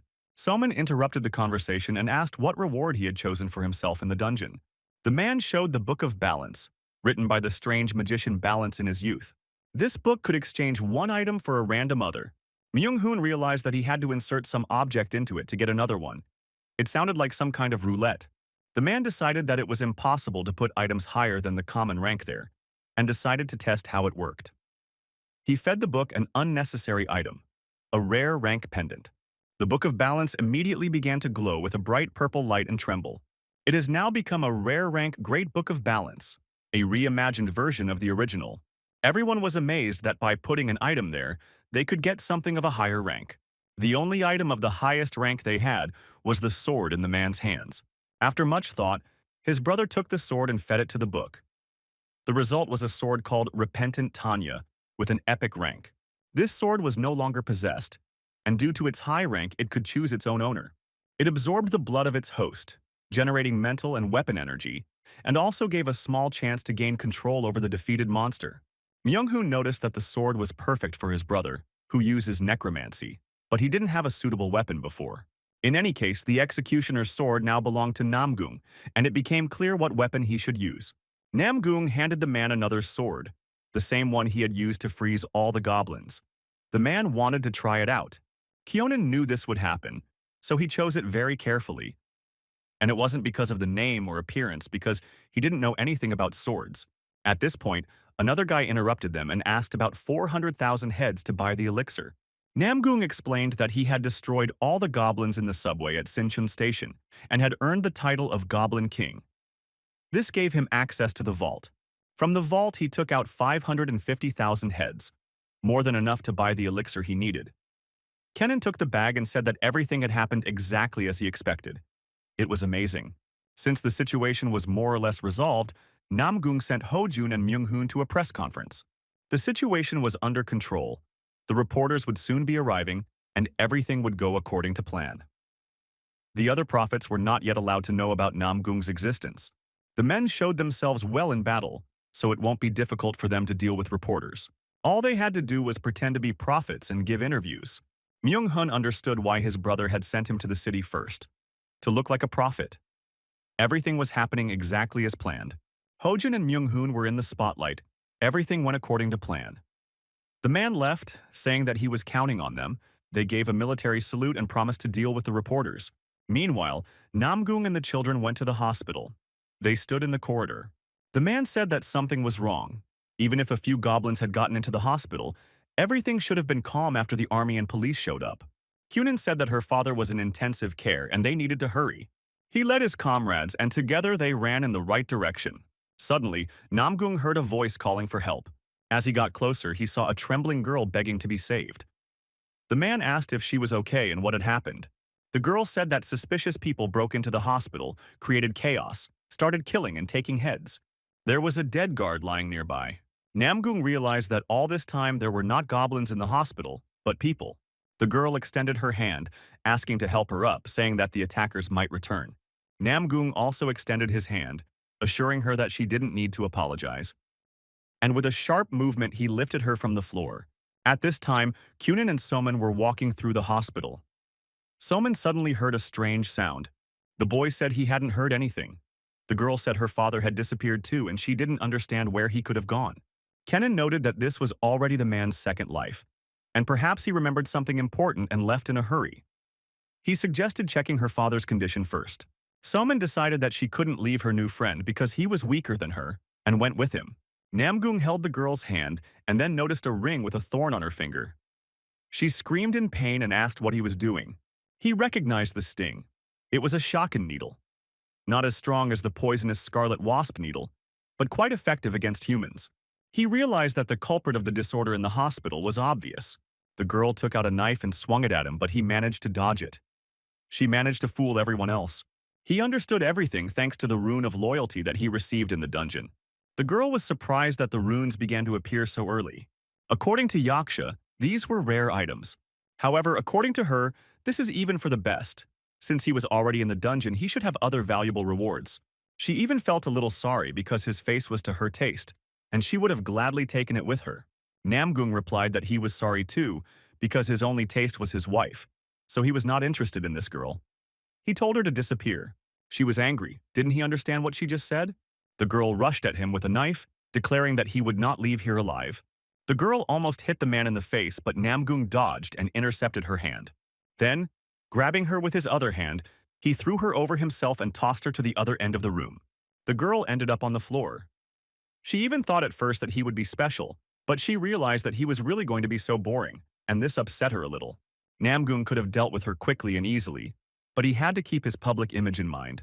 Even if she is a disgusting person, killing her would attract unnecessary attention. He could be watched, but he still activated his red sword. The girl was very surprised to see this weapon. She could not understand where he got it from. After all, such a weapon cannot be simply bought, even if you destroy a lot of goblins. The man decided that there were only two of them here, so he could safely eliminate the girl. It would be painless, and she should not worry. He quickly approached her and struck with his sword. The sword cut her knife in two. In a world engulfed in apocalypse, Jae-sun was like a newborn lion cub with an innate talent that could make her the queen of the beasts. A wild animal, biding its time. Like any other mammal, a newborn baby is full of curiosity, especially the sporting interest of a predator. The thrill of chasing various creatures is like testing your own strength. Everything changes at the moment of encounter with a feeling that is completely different from curiosity. This is fear, a feeling unknown until now.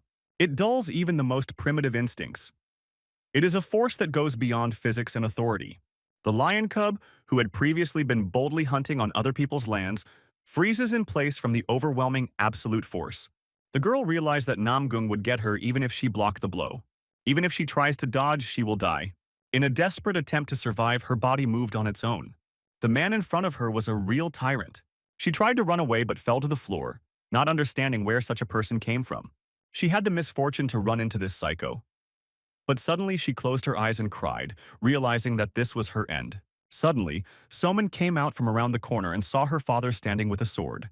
Kenan also peeked around the corner and said that they found their father. He's fine, but they don't have the elixir, so we need to hurry. While the girl lay on the floor and begged the man not to kill her, Soman asked her father what he was doing. The man had previously told Namgung that even if he returned to the past, he should not kill left and right. Killing people would only bring enemies upon him. Hell, where people kill each other, should not become the norm. If even the highest beings do not want to see the world like this, then it is precisely on them that his wrath should be directed. The punisher of the gods, Namgung, is the one who will put an end to their insane rule, but he is not a murderer.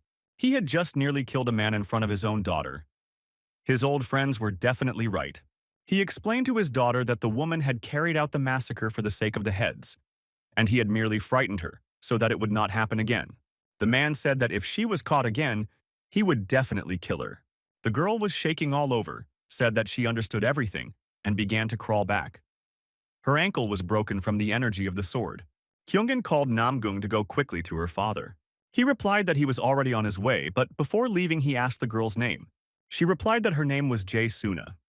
The man said that he remembered her. Then they all went into the intensive care unit together and greeted the lying Jong Tai-ho. The man lay with his eyes closed and said nothing. Namgung removed his oxygen mask and apologized. He took out a jar of rainbow elixir and poured it into his mouth. The UK's Emergency Response and Management Center was buzzing with activity. The girl approached Alec and asked if he had already seen that very popular video on YouTube. If this is not fake, then two more incredible people have appeared in Korea. Suddenly, another person appeared and said that the soldier Hojin was very good, while mixing two languages while speaking. The girl asked if he had seen the weapon he had used. Even with the information about the heads, it was hard to believe what was happening. And his partner's weapon is not something that can be found in every pocket. The items are different for each prophet and region, or so they are told. But this item was clearly rare, and all this was happening for a reason. He could very well be a prophet, like Alec. No one could know for sure. But even so, he was more inclined to believe that the prophet was the man standing next to him, rather than Hojun himself. If he is a prophet like Alec, then it makes sense why he uses specialized weapons.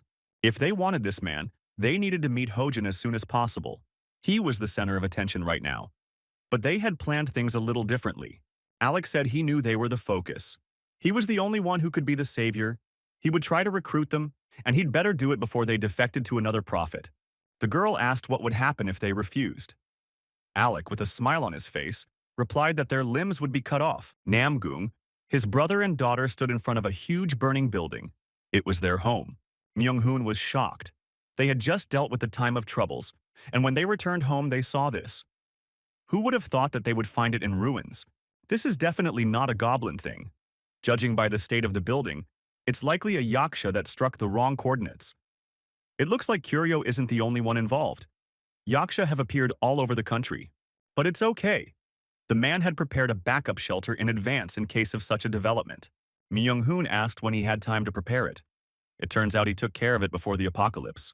The man replied that it was kept in case of an attack by North Korean soldiers.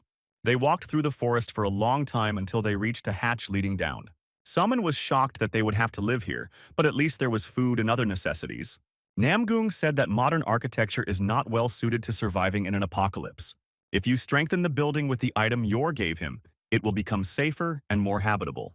He had a crystal core, a goblin stronghold, a crystal ball that creates a cave-like shelter that can be upgraded by leveling up. He activated the core and blue light began to emanate from it. The rays spread throughout the room, turning the modern shelter into something resembling a cave. Logs appeared instead of chairs. The creation of the Goblin Citadel has been completed. Access will be expanded as the rank increases. Namgung said that it will be like this for now, but if he develops the children, this place will become a safe home that will protect them. In his past life, he had never seen such a citadel. Now he understood what it all looked like. Myung-hoon said that his brother was cool, and his daughter asked when they would move out of here. At that moment, Namgung's phone vibrated. He saw that Alec might have already contacted Hojin. He looked through his contacts and decided it was time to put their plan into action. Alec and his friends were sitting on the plane. Suddenly, his phone vibrated. He picked up the phone and saw that an unknown number was calling. The girl next to him asked if it was really that same Hojin calling. The voice on the other end of the line said that the prophet of the Mist Ranger was watching Alec and he should be careful. This made the man very angry, and he did not understand what had just happened. According to information from a higher being, the Prophet Pathfinder's skill is foresight, the ability to see the future. It's a super powerful ability, but he probably can't use it at will yet. If the call was true, then the Pathfinder Prophet already knows that Alec is heading to Korea. The man told Ioana to reschedule the meeting with Hojin for a later time. Now he must change the future. Namgung thought that Alec could rack his brains as much as he wanted, but he was already in his hands. Myung-hoon climbed out of the hatch and asked who had called him. He replied that Alec had called and asked to change the time and place of the meeting, 3 hours later than planned and in a different block. Namgung replied that he told Alec that Erika Ninagawa was following him. Myung-hoon was surprised that his brother was related to her. The man said that they had no connections in this life, but it was important to make Alec think that she was there. After all, he is cowardly and distrustful, and while he doubts, you can wage a psychological war with him. He also wants to force Erika to show up. Once she sees the future created by their hands, she will go out of her way to show up. Namgung said that he would go out on business and his brother should stick to the plan. Myung-hoon wondered what would happen if the three prophets gathered in Korea. But in reality, nothing special would happen. They would simply protect the country. Meanwhile, Alec and his comrades had already arrived at the station. He said that they would stop at the 63rd block and complete their preparations. His friend complained of hunger and asked if they could have a snack. Stomach acid, they said, dissolves even diamonds. Joanna wondered how he knew such things. Hans replied that he had lived in Korea. That was a local saying. Alec agreed that they might have to fight, so eating wasn't a bad idea. He decided to go to a steakhouse. Hans caught a taxi and told them to trust him. He knew a good place. Joanna asked him not to fool around and to focus on the mission. Did he really think that in such a small country anything had survived Hell's Gate? Everything had to be destroyed. But soon they came across one place that was 40 years old, and it survived. They all sat down at the table. Alec told the girl to eat more slowly. No one would take her food away. But she continued because it was very tasty. The man twirled some kimchi on his fork, took a bite, and said he didn't like it. Joanna replied that it was a national Korean snack, and he should pay tribute to the culture by eating a full spoonful of galbi soup and washing it down with kimchi. While the girl was shoving kimchi into Alec's mouth, Hans said that they still had time before meeting Hojin. They could take a little walk. Joanna agreed and asked Hans to take them where he wanted to go. They went into a store selling traditional Korean clothing, where the girl tried on a dress. Afterwards, they went to a small restaurant and ordered chicken legs. At the end of the day, the girl said that Korea is a good country. Despite the Hell Gate, the city's infrastructure continues to function. Alec noticed that even the stern Joanna had softened today. She really liked this country. The girl blushed and went ahead, saying that they were late and needed to go faster. In one of the buildings, there was a girl standing near a huge window overlooking the entire city. She was dressed in a kimono and looked out onto the street. Namgung was standing behind her. She turned to him, asking if he was the regressor that her higher creation, the Mist Ranger, had mentioned. It was precisely the man standing behind her. That is, Namgung himself. Alec entered the building and realized that it was extremely difficult to organize an ambush at such a height, and outsiders would not get in. They told him through his headphones that his phone could be tapped and that he could be followed right now. So he hung up and decided to wait for his interlocutors at the appointed place.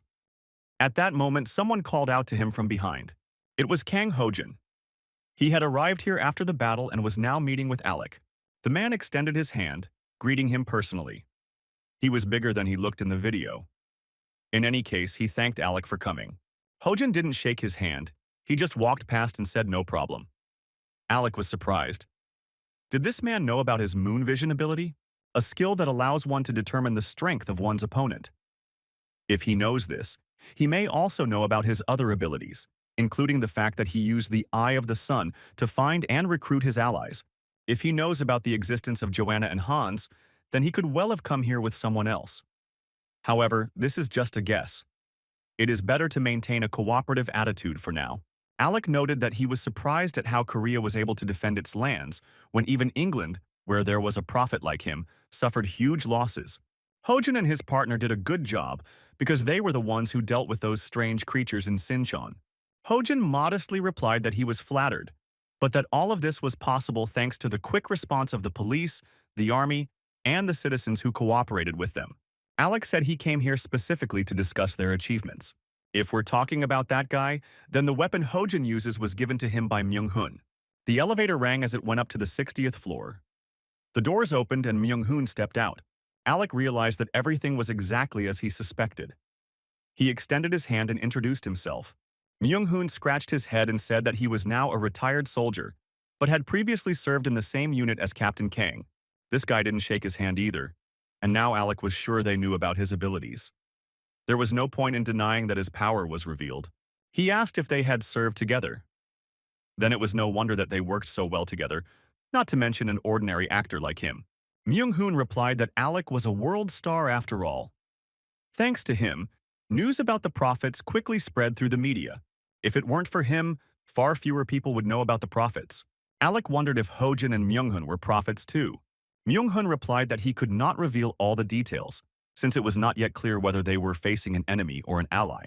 Alec laughed and admitted that he was right. Doubt was important for a leader. Myung-hun smiled, noting that these were wise words. He knew that Alec would understand him. After all, he was a generous man. Then he said that Alec also seemed to have his eye on the best places, the St. Mary's Hospital and the Norajin Station. These words surprised Alec greatly. It seemed that this man knew where his comrades were. Even if he was the Pathfinder prophet, his power must be at least partially dormant. The man tried to wriggle out of it by saying that the world was in danger and, as a prophet, he was obliged to know this. They need to join forces. If he has the power of a prophet, then he himself understands the need. He continued that the effectiveness of modern firearms will soon be reduced to zero. They need to guide humanity. Only they, the prophets, can save the world. That is why he plans to create an international union. He came only to invite them to join and show the strength of his comrades. Hojin looked at him strangely but said nothing. Myung-hun replied that he felt like Alec was playing the hero rather than actually trying to save humanity. His slogans are loud, but in reality he is interested in power. He wants to lead a union that will control all countries. Alec was amazed that the man even understood this. He took out a golden sword that appeared in his hand out of nowhere.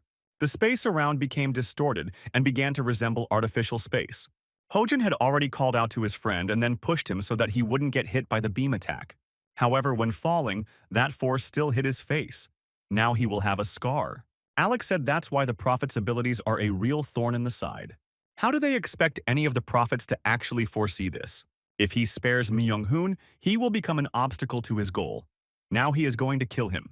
At the same time, Namgung told the girl that they hadn't seen each other for a long time. Erica replied that it seemed like they had known each other in his past life. The man asked how the future he had planned had come to pass. Alec Traman and Chui Myung-hun had finally met. Myung-hun had posed as the Prophet Pathfinder. Now Alec wants him out of the way. His goal is to eliminate the Prophet Ranger of the Mist. However, if he finds out that the Mist Ranger Prophet is Erica, He will come and try to kill her. She has no choice but to form an alliance with Namgung before Alec arrives. After all, he is a regressor. He knows the future even without the gift of foresight. It was these thoughts that brought her to Korea. She even had to play by his rules, but she still put aside her pride and came. The girl admitted that she doesn't remember the future the way he does, but she can glimpse it. Namgung took out his phone. Myung-hoon was on a call with a man, and from the receiver it was heard that Alec was going to kill the Prophet Pathfinder. This is exactly what Erica saw. As expected, he wants to kill her. Suddenly, a huge figure of a man with glowing red eyes appeared behind Alec. He hit him with his massive fist and he flew away. Alec stopped the fall with his sword and did not understand when it appeared. The man replied that he didn't need to know that. He only needed to remember one thing. Erica's enemy must die. Alec screamed that the man had deceived him. Myung-hun replied that he had never promised him anything or claimed to have the ability to foresee. He just threw the bait out and Alec rather stupidly took it. Alec was furious. He didn't understand what he was talking about. At the same moment, he received a blow to the stomach from a strange man who told him not to be distracted. A normal person would have died from such a blow. Alec could not understand who Erica was and why she had control over such a monster. So Myung-hoon really isn't a prophet? Or is he a prophet and deceives him by creating an artificial person named Erica? Or maybe these bastards really do serve Erica? The bully asked the man if he had just thought of Erica. He warned him not to dare think about her, and raised his fist again. Alec Trayman certainly had good intentions. Many people have ideas for a better world, but few are capable of realizing such ambitions. In this regard, Alec is special. Among the 8 battle stars, the witness of the sun and moon gives the prophet the greatest advantage. At the beginning of the carnival, it is easiest for him to pretend to be a higher being, full of humanity, in order to achieve his goals and at the same time help people. However, what the witness of the sun and moon really does not want is to see the human world become filled with greed. Everything is done only to satisfy his perverted taste. That's why Alec was chosen. Erica asked Namgung what about him. Was he saying he wasn't the same? As he already knows, her foresight skills are still in a state of truncation, and she cannot see into the distant future. She needs a guarantee that he won't betray her. At the very least, a guarantee that he won't end humanity. The man replied that this was a very narrow-minded question. What she really wanted to know was what would happen in the end if she did not follow the regressor. At this time, Alec fought off the thug, stating that he did not know who Erica was. He then grabbed the sword and struck with a force wave. The sword did not reach the enemy and only cut the column. Alec noticed that the man was quite fast. He replied that he was a natural-born fighter, and an actor like Alec shouldn't even dream of that. Alec asked if he thought he was just playing. He called him pathetic. The man studied martial arts not in Hollywood but in the SLS organization. Afterwards, he put his sword forward and began to use magic. The SLS organization is a group of hired killers that was disbanded several years ago. Hojin turned to his comrade, saying that the thug needed help. Myung-hoon wondered where he had been looking until now. He was supposed to be watching. Hadn't he seen his fighting spirit? The brute turned around and asked them for help.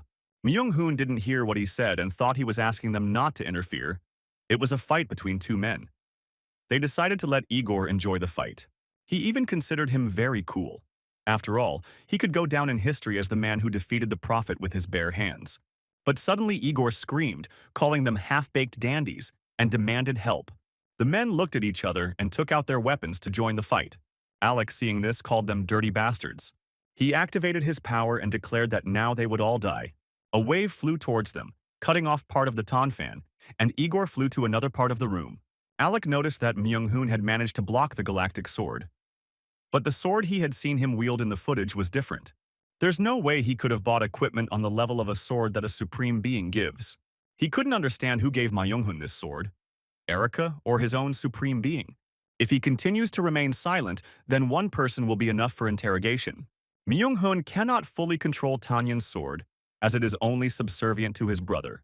He only hides behind his prophetic status, but uses the power of the sword to impress the enemy once again. He called the weapon the Sword of Hell, then the Sword of the Executioner. Red magic swirled around him, his eyes turned black, and red veins appeared on his face. Alec stood there shocked and didn't understand what the hell this was. Red waves of magic immediately flew towards him. He defended himself from them with his galactic sword. But at that very moment, Hojin appeared next to him, who hit him with one tonfa on the chest. He said it looked like the SLS organization was nothing special. Alex stopped the attack and called him a typical stupid military man. But now the question arose, could he cope with 3 former SLS members? Hojun was surprised to hear about the 3. Joanna appeared behind him and hit him on the neck, and Hans appeared next to Myung-hun and hit him in the face with his big fist. The 3 of them remained safe and sound, while their enemies lay on the floor. Hans said that everything is fine and now it is time to retreat. Everyone is ready, so it is time to go. Alec replied that he had one unfinished business left. He had to cut off their heads and present them to the one behind them. Hans pointed at Igor, saying that he knew him. Previously, he worked in Russia for the Association of Assassins called Sunset. Their leader is even stronger and more dangerous. If they kill Igor, they can provoke his appearance. Hans tried to convince him otherwise, but suddenly someone grabbed him roughly by the neck from behind. Joanna was in shock. She would have sworn she hit the guy right on the 3rd vertebra. How is he still alive? Myung-hun, lying on the floor, laughed. After all, for his comrade this was nothing. Hojun is a real ogre. Joanna was shocked. Did he really have a hidden gift? Myung-hun replied that he had been like this since birth. Just a machine. A man superior to other people. Hojun lifted Hans very high and then threw him. Joanna turned around, not understanding how he concentrated the blood circulation in his muscles and threw her partner so easily with one hand. She took out her weapon, a whip made from the tail of a 9-tailed fox. Although she can't match him in strength, she has an advantage in technique. She struck with the whip, but the man dodged. Then he grabbed the whip and pulled the girl towards him. She crashed into his hard chest and fell, but a few seconds later she appeared behind him. She jumped on him, grabbed him by the neck and tried to strangle him. Myung-hun was amazed at how the girl dodged her comrade's crossblow in the blink of an eye. She continued to strangle Hojun. The SLS members were not just trained fighters. She saw through all the ogre's weaknesses and used a chokehold that could instantly cut off the blood flow. Where did Alec get such a talented person? Myung-hun urgently needs to do something. Alec stopped his assistant, saying that he himself would cut this brainless man in half. He raised his sword to strike, but Myung-hun stood up and protected Hojun with his sword. The man was shocked. Was he really going to start talking his nonsense again? Myung-hun laughed and said it was just stubbornness. Alec swung his sword and told him to shut up. He was getting on his nerves. Myung-hun replied that it was not bad, but not enough to break his stubbornness. Alec rushed towards him in a rage, ordering him to stop talking. They both levitated at great speed and fought with swords. Prophet fought prophet. They exchanged only a few blows, but Myung-hun's hand was already shaking. Alec asked mockingly if he could only block blows, and where was his vaunted tenacity? Myung-hun understood. He couldn't resonate with the spirit of the sword 100%. Without the magic and spirits of Namgung, definitely not. It's a miracle he got this far with a sword that wasn't his to begin with. It was annoying, but he knew he couldn't win now. The only thing he could do was hold on until that moment his brother had spoken of. Alex suggested that they accept their fate and stop clinging to life. Suddenly, both men turned and looked away. Hojun, who still had the girl on his back, began to slam her against the wall, pressing her against it with his whole body. Joanna realized that if she let him go, this monster would kill everyone, and so she held out until the last. She asked for help. Hojun ran with all his might and crashed backwards into the wall, which began to crumble. After several such blows, the girl with the wounded back finally let go of him and fell to the floor. Before she could fall completely, Hans caught her. He said she did well. Hojun turned around and asked the man how he came back to life. He replied that his body was well trained and did not break down easily. To be honest, the pain was hellish, he even passed out. But now he needs to lie a little. Hojun said that he was very surprised, but still he was stronger. Hans's arm became a metal armor.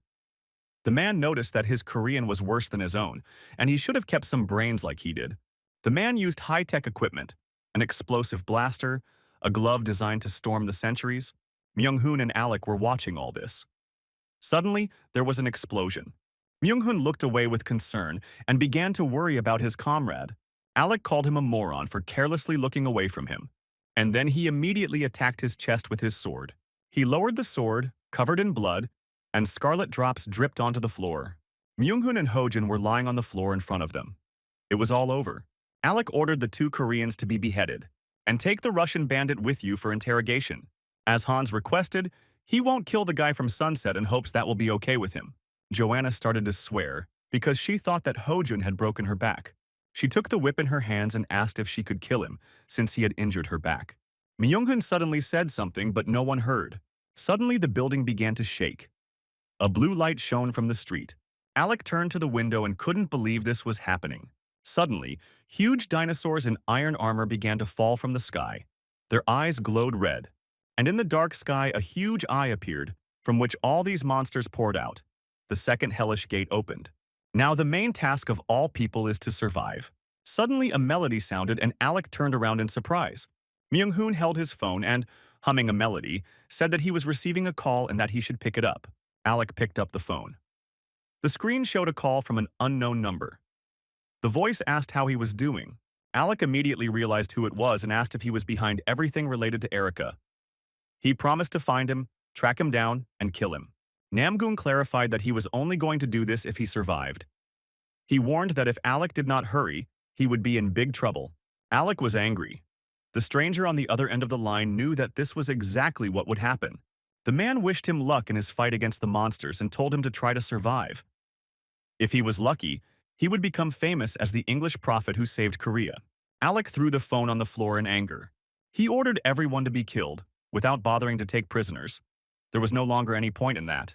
Joanna activated her whip and said that everything would be done. But suddenly a beam of light came through the window. Hans managed to save the girl in just a couple of seconds. Alec looked out the window and thought it was a sniper. The arrow was shot from the ground and reached their position, which seemed impossible. Namgoong probably recruited someone with professional shooting skills. Suddenly, another arrow flew past his face. He dodged, but a multitude of arrows flew into the whole window.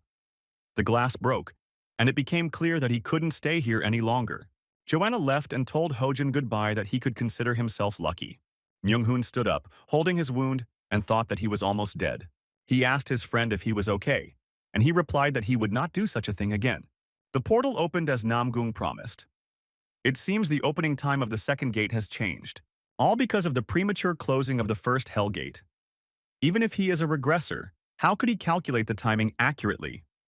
Namgoong replied that he not only remembers the future, but also has a wide range of information that is not available to anyone else. He was sure that Erica knew the following. After the first Hell Gate closed, dungeons began to appear across all continents. Japan has been through this too, and that's why he knows. Many powerful people from all over the world have found these dungeons and successfully passed them. This is the hidden function of the Slavic gates. Once all the world dungeons are completed, new Hell Gates open. In his past life, the last country where the dungeon was completed was Japan. If the girl is here, it means the passage is complete. That's why he called her here, for the moment of opening of the new gates. Erica was surprised that he knew everything to the point that he didn't even need to look into the future. Namgoong replied that they weren't that different. The current life will not pass exactly as he remembers the past. His prediction about the time of the opening of the Hell Gate turned out to be correct only due to luck. Remembering the past is not enough. In such moments, the prophet looking into the future surpasses the regressor. The girl asked what he wanted from her. Namgoong replied that it was nothing special. She just had to close the second gate with him. He had managed to handle the first one, but he might not be able to handle the second one. Erica said that airports and harbors were closed, and it seemed she had no other choice if she wanted to return to Japan. She admitted that he had caught her out. Someone appeared behind her. She said that this time they would lend a helping hand. They were Ninagawa's warriors. As expected, she did not come alone. The man with purple eyes introduced himself. He was Kutsamata. Namgoong didn't expect the leader of the Intertwined to come to Korea. Erica had prepared well. She explained that she did not know whether he was an enemy or an ally, and could not come unprepared. Kutsamata said that he understood everything and suggested getting down to business. He began to explain the strategy for fighting the monsters of Hell's Gate. First of all, you shouldn't pay attention to the Hell's Gate itself. Kutsamata looked at him in surprise and asked, "Is this sarcasm?" Namgoong replied that no, someone else would take care of the gate. Then they realized, the boss won't appear from the gate. But from where? The man pointed to the side where a strange whirlpool had appeared in the water. He said that a water serpent would soon appear from there. The boss of the second Hell's Gate, the terror of the oceans, an underwater monster. It's huge, but it can be handled. There is a weakness common to all snake-like magical creatures. This is a special scale under the chin. Kutsamata doubted, saying that everything was too simple. Just break the scale?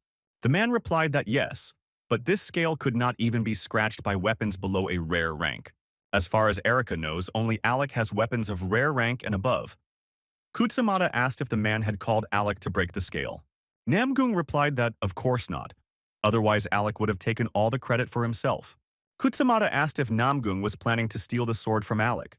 Namgung replied that it was a good idea, but it was not necessary. At that moment, a sword flew into the room, breaking the glass. He hit the ceiling and got stuck. Everyone asked what it was. Kutsamata turned to the broken glass in surprise. On the street stood Kennen and his father, holding a bow. The man realized that the archer had fired his sword and hit the target right on target. Namgung took the sword in his hands and said, "This is interesting, isn't it?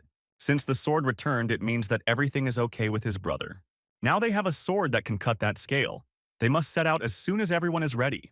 But the most important thing is that the leader of the Katsamata intertwinement is ready. He took out his katana and said that he was always ready. And suddenly 2 arrows with a rope flew towards them. They got stuck in the wall near the window, thus forming 2 ropes. Namgung decides to test the new thing in his hands. Kutsamata said he had no need for such primitive tools. He jumped down and told the others to take care of Lady Erika. Instead of climbing down the ropes, he ran along them. He truly deserves the title Sparrow Wings. He then took out 2 katanas, jumped down and landed right on the snake, scratching it. A few seconds later, Namgung came down next to him. He noted that the creature's skin was more slippery than he expected and would be difficult to fight on. They need to deal with him quickly and get under his jaw. Namgung added that rushing would only do harm. First, the monster had to be angered. Kutsamata, holding the katana, asked what he meant. Then Namgung violently pulled the sword out of the monster's body. The water monster screamed in pain and began to stagger. Kutsamata tried his best to hold on and couldn't believe that his friend had gone crazy. What was he doing? The man replied that small sacrifices were necessary for the greater good. It is better for him to eat them now than to swallow 5 oceans. He thrusts the sword into it again, causing the monster terrible pain. He growls and breaks the bridge. A few seconds later, they find themselves near the monster's mouth. Kutsamata begins to fall into the mouth and throws a shuriken with a rope. He flies towards one of the huge teeth and wraps himself around it. The man hangs on the rope, looks up and calls out to his comrade. Namgung looks at all this and says that he is quite good. Kutsamata asks to pull him out quickly before the monster closes its mouth. Namgung agrees. Indeed, we need to hurry. He flies up and uses his sword to cut off the rope that the man was holding onto, and together they fall into the monster's mouth. The snake closes its mouth. The last thing he hears is the screams of the people in his stomach. At this time, dragons in armor with swords attack people. Alec fights one of them with his sword. All his comrades use their weapons and fight monsters at the same time, cursing among themselves. Joanna can't understand. Is there really nothing that can be done? They are constantly cutting out monsters and their numbers are not decreasing. Han says this is a whole different level. These monsters don't die or disappear. Alec gathers all the power of the Force into the stone embedded in the sword and releases 3 beams at once which destroy monsters. Then they gather up and run away across the bridge. Myung-hoon watches all this from below. He thought that Alec had left long ago, but he is still here. The man continues to carry Igor on his shoulders. Alec has cleared the path of monsters, so that the others will have an easier time moving. A prophet is a prophet. They chopped up the lizards flawlessly. Apparently, Alec was exhausted, decided to break through and escape, killing monsters along the way. Myung-hoon said that he gave the sword to Kyonin. If they encountered Alec, they would die. He asked his comrade if he was feeling okay. They should move as stealthily as possible. The man replied that he had rested a bit and could, in principle, go. There were a lot of lizards in the sky, and they hoped that Kyungin and Jung Taeho had managed to escape. At that time, there weren't that many monsters, and perhaps they were able to get out. The plan was for the boy to hand over the sword and they would walk through the cleared area. Then they meet near the Ruru Tower. Their comrades are probably already there. Hojin notices that Alec is moving towards the tower. He hopes that Alec doesn't know where exactly Kyonin is. They walk across the bridge and see Alec and his company in front of them, continuing to fight the lizards. Joanna looks around in panic and tries to find the car. Han says there are a lot more lizards in the 63rd quarter, so he called cars to the Ruru Tower. Hojin wants to warn the guy by phone, but the main station seems to be out of order.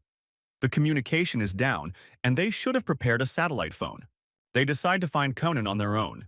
They need to get to him before Alec does, because if he stumbles upon them, he will most likely try to kill them. A few seconds later, they are attacked by other lizards with pitchforks in their hands. Myung-hoon summons an ice sword and swings it. All the lizards nearby immediately turn to stone, turning into blocks of ice. Myung-hoon exhales. He is too young to die. But then he notices one of the lizards inside the ice begin to move, its hand slowly pushing through the cracking ice. Then a head appears. The lizard screams and is about to eat Myung-hoon.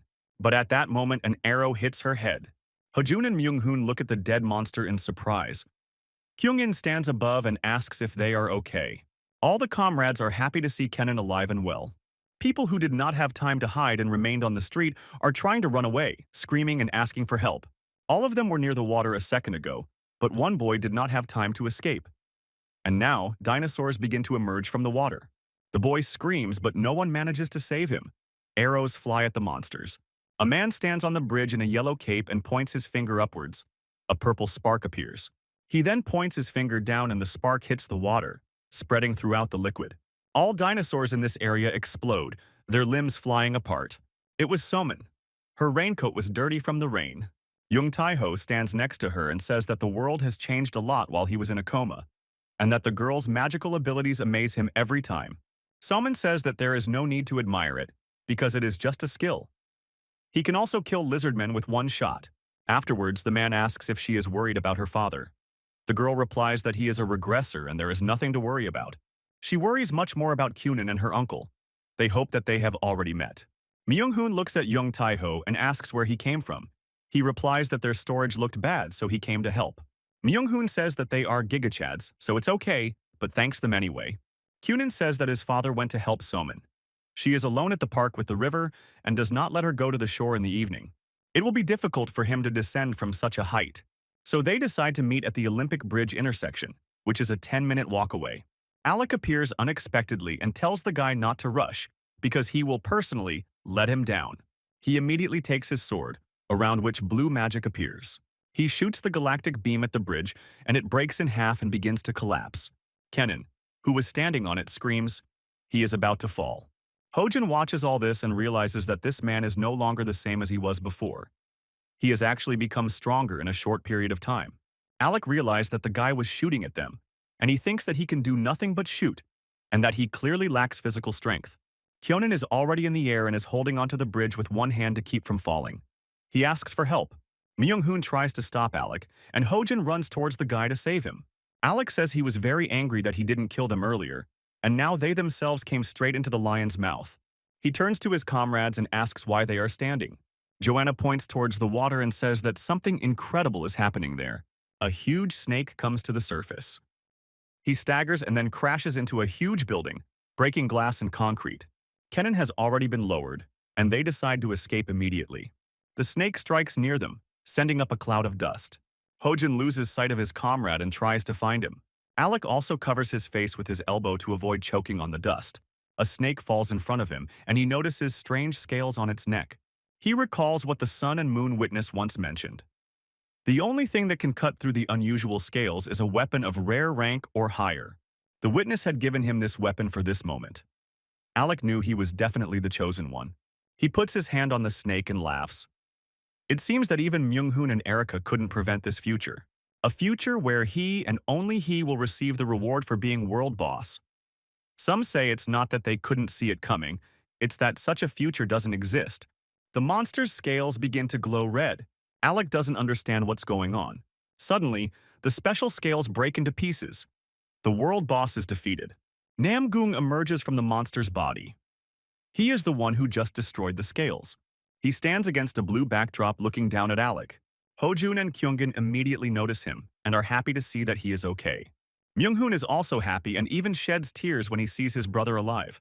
Alec looks at the man and can't believe it. He notices a familiar sword in his hands. The man knew that Namgung was behind Myung-hoon. Namgung tells him to shut up. Thanks to his killing of all the lizardmen, the people will soon be safe again. They thank him for his concern. Without it, he would not have been able to lure the serpent here. All participants within a 50-meter radius receive a reward, a snake scale. Alec is shocked. Does the man really mean to say that all this time he played by his rules? The player who killed the magical creature receives a special reward. Namgung receives a golden box and takes out a pink stone from it. He received an excellent snake scale. Alec screams. not understanding what everyone is waiting for, and orders his comrades to take the thing from Namgung. But two kunai immediately fly towards them. The girl deflects the blow with a whip, and Hans with his prosthesis. Kutsumata says the strategy of breaking through the guts and emerging through the unusual scales was a good one. Namgung was right. The snake is a big enemy, but not that strong.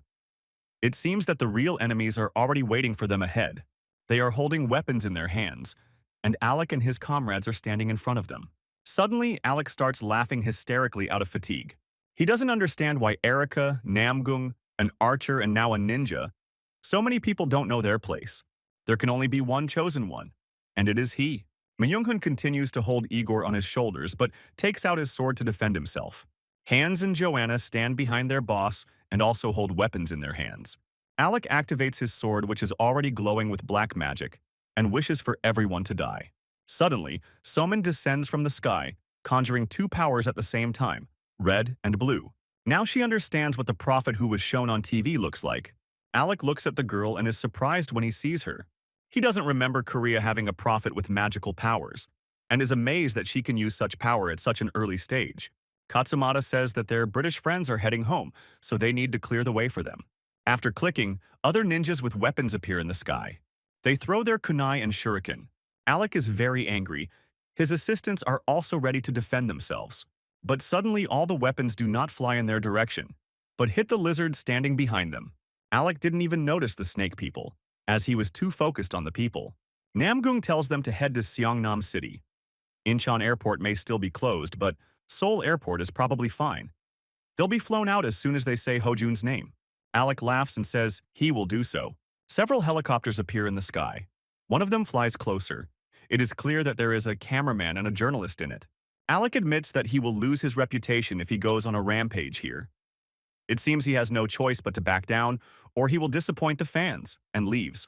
Namgung is glad that they are retreating and says that his daughter arrived just in time. They could have caused much more trouble than the snake. Jong Taeho says that it's pretty weird to hear such words after killing monsters, but monsters are relatively easy to deal with. But there's little that can help with these guys. Plus, they keep getting stronger. If they were so dangerous, was it worth giving him 20,000 heads at all? In Taeho's view, offering a reward was unnecessary. They would not back down even if they were not promised anything. Besides, Alex still took something from the dungeon that will soon appear in England. So a couple of tens of thousands of heads does not matter much. The main thing is that in the end it was they who defeated the boss. Erica says it's time for them to go too. But next time, it's them, she and her assistants, who will defeat the world boss. They won't give in. Namgung smiles and says that he will wait for this moment. Hojin asks the girl if she is returning to Japan, and if so, he will contact the airport. Erica takes her assistants and Igor. She says that there is no need to worry. They can handle it themselves. World leaders are truly at a high level. The Ninagawa family has the ability to call a plane even from another country. Namgung says they will continue to keep an eye on them, more closely than they do on regular celebrities like Alec. But they have something that Erica doesn't. He takes out a bag. Everyone asks what's inside. The man opens it and everyone sees a lot of crystals. They were able to get them thanks to Kennen. The lower level rune increases agility, the other one, strength and endurance. Even though his weapon is mediocre, Taiho should be able to handle this amount of runes. Using 4 runes at once in this situation may be wasteful, but the longer Mr. Taiho lives, the more runes they can get. The man is happy, feels confident, and thanks Namgung, who replies that he is an archer from their National Assembly and is always happy to help. He tells the boys to come to him if they need any rune and not to be shy about using it. Everyone happily agrees and Namgung activates his sword. They decide to take care of the remaining monsters and show what they can do. A red sword is thrust into the monster's face. The second carnival has come to an end. All survivors were given a reward, 1,000 heads each. It was all over at last. Myung-hoon asks his brother if he thought it was easier to fight this time. At this rate, they'll get through it quickly. Namgung says that there is no need to rejoice too soon. In the future, they will have to face much stronger creatures. They will need to act strictly according to the plan. Myung-hoon smiles and says that his brother never disappoints them. Suddenly, they hear a strange sound. They don't understand what is happening because the flying gate is already closed. Salman points his finger to the side, and everyone sees the National Assembly building burning. On a huge screen outside, the news reports that the city is in chaos due to massive destruction. The National Assembly building is reported to have been damaged. A meeting on emergency response issues was taking place in the building when it was suddenly attacked by a creature unknown to science. The deputies report that the president is dying, and they are in a nightmare. The Minister of Economy and Finance, the Minister of Education, and the Minister of Foreign Affairs have disappeared. They need to adhere to the policies that are in place for such a situation. This incident is indeed a tragedy, but compared to other countries, they managed to contain the onslaught quite well. One man asks the minister how he can say such a thing. CO Jack opens the door to another office and sees a girl there who greets him. He sits down at the table and asks for the group leader to be brought to him. Someone who can lead the vanguard in resolving conflicts with monsters. He wants to see that same man named Namgung. Namgung sat on a log in the forest and polished his sword. His brother came up to him and asked if he was okay. If even in such a situation he continued to work on his hardware, this is typical for him. Perhaps he was confused by the sudden choice of president. At least the prime minister survived. As long as he serves as acting president, Korea is safe. Namgung believed that Prime Minister Seo Jae-uk could be trusted to govern, but there was one problem. In his past life, he tried to create an army of monsters. However, in the end, nothing came of it due to unforeseen circumstances. The culprit was the head of the Ministry of Defense, Park Dae-ho, who carried out a coup d'etat. Myung-hoon was very surprised and couldn't believe it was true. In his past life, Park Dae-ho seized power and declared martial law, but made the mistake of concentrating all his soldiers in Seoul. This resulted in the remaining cities going up in flames. If the man knew in advance about the explosion in Parliament, wouldn't it have been better for him to go there personally to protect the president? Namgung replied that no, the place where the snake boss appeared was too far from there, and if he had not eliminated the snake, the consequences could have been much more serious. Myung-hoon agreed, because then Alec would also become famous. Suddenly, someone approached the men and said that an order had been received to accompany them. 3 men in suits asked if they could come with them. Namgung said that they should introduce themselves first. One of the men apologized, handed over a business card and introduced himself as Lee Ji-won, an officer in the counter-terrorism department. He came on behalf of the State Duma to pick up Namgung. The Blue House of Cheonghwa-dae was waiting for him. Namgung was already sitting at the table with the minister. Cups of tea stood in front of them. The man apologized for the sudden summons and introduced himself as Prime Minister Seo Juk. He asked if he was the one who destroyed the monster that appeared on the Han River and expressed his gratitude. Namgung replied that he should rather be grateful for the fact that he was invited to an audience in the Blue House and not in the interrogation room. The man laughed, saying that it would be extremely impolite to treat the hero who saved the capital that way. Surprisingly, sitting in front of the one who had easily dealt with the monster, there was not a drop of caution in his behavior. Now it became clear why he died so easily in his previous life, allowing himself to be fooled by Park Dae-ho. However, in this life, the prime minister is needed alive. The man put his cup down loudly and declared that if the minister continued to trust people so carelessly, he might one day lose his life. He immediately stood up and activated his sword, causing the man to get scared and fall off his chair. The guards immediately pulled out their pistols and shouted at him to drop his weapon or they would open fire. Namgun told the minister that he was now taking a position on which the fate of the entire state depended. How can you trust your life to such scum? What if they don't even take into account the information that the Yakshi provide? He must protect himself not only from monsters but also from people. After all, he cannot die yet. The man, shaking on the floor, replied that he would remember that. Suddenly, a knife, levitated by magic, flew towards the back of Namgung's head. A red-haired girl stood behind him and ordered the man to immediately lay down his weapons. Namgung realized that it was telekinesis. For a mere mortal, she had awakened her abilities too quickly. He turned around and cut the knife in half with his sword. The girl immediately took out several more of these knives, which she also controlled using telekinesis. A second later, she threw them at the man in a huge wave. But he, without batting an eye, cut them all down in a matter of seconds. He immediately flew up and found himself next to the girl, who held a knife to his face. The prime minister began shouting at the agent to stop all these antics in front of the guest. The captain merely shared one truth with him. He had no intention of harming him. He explained that he was planning to organize a team to catch monsters, and he would really like Namgung to become the leader of this team. Park Hyo-ju admitted that she didn't want to admit it, but they really weren't very good at managing data yet. CCTV footage showed that his team was already very skilled in the use of weapons and equipment. She asked if he could help them. Namgung, without thinking, replied that he refused. The minister was shocked. He didn't believe he said that. The man explained that he was not going to teach them anything and take responsibility for the team. Hyoju was also shocked. After all, he had already sacrificed himself for the state. He was its citizen. Why then? Not? Namgung replied that he was fighting for the good of this country, which was why he had borrowed his strength. However, his duty is to protect Korea, not its government. He asked permission to ask one question. He asked the girl, what is she fighting for? For the sake of the country, for the sake of the government? Or does she have other reasons? Or is she fighting for her father, Defense Minister Park Dae-ho? The girl was in complete shock. How did he even know her father? Namgung explained that he was currently preparing a coup d'etat. Everyone present in the room immediately tensed up. Hyoju didn't understand what kind of nonsense this was and what all this slander was about. Namgung replied that this was not nonsense at all. Had she really forgotten where he was from? He was from Squad 711. The squad had already disbanded, but it was previously considered the best in all of South Korea, not only for its combat performance, but also for its special awareness. He was the leader of this squad, and that is why his words sound convincing.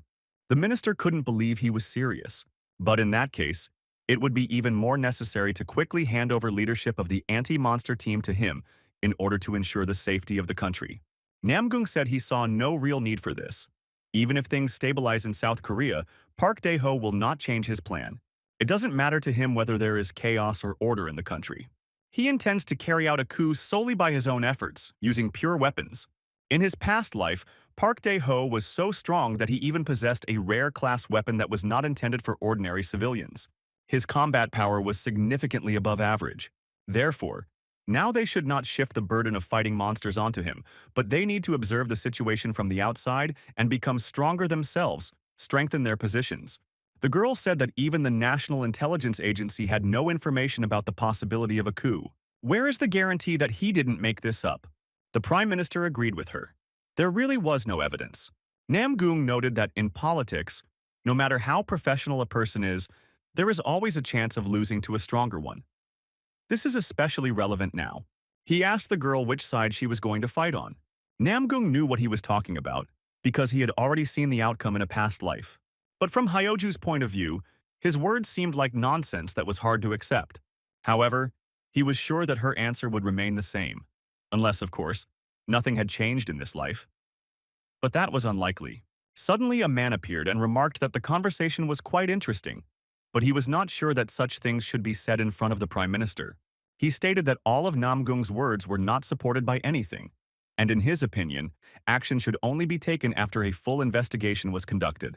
Minister Seo-juk agreed and suggested that they continue discussing the matter another time.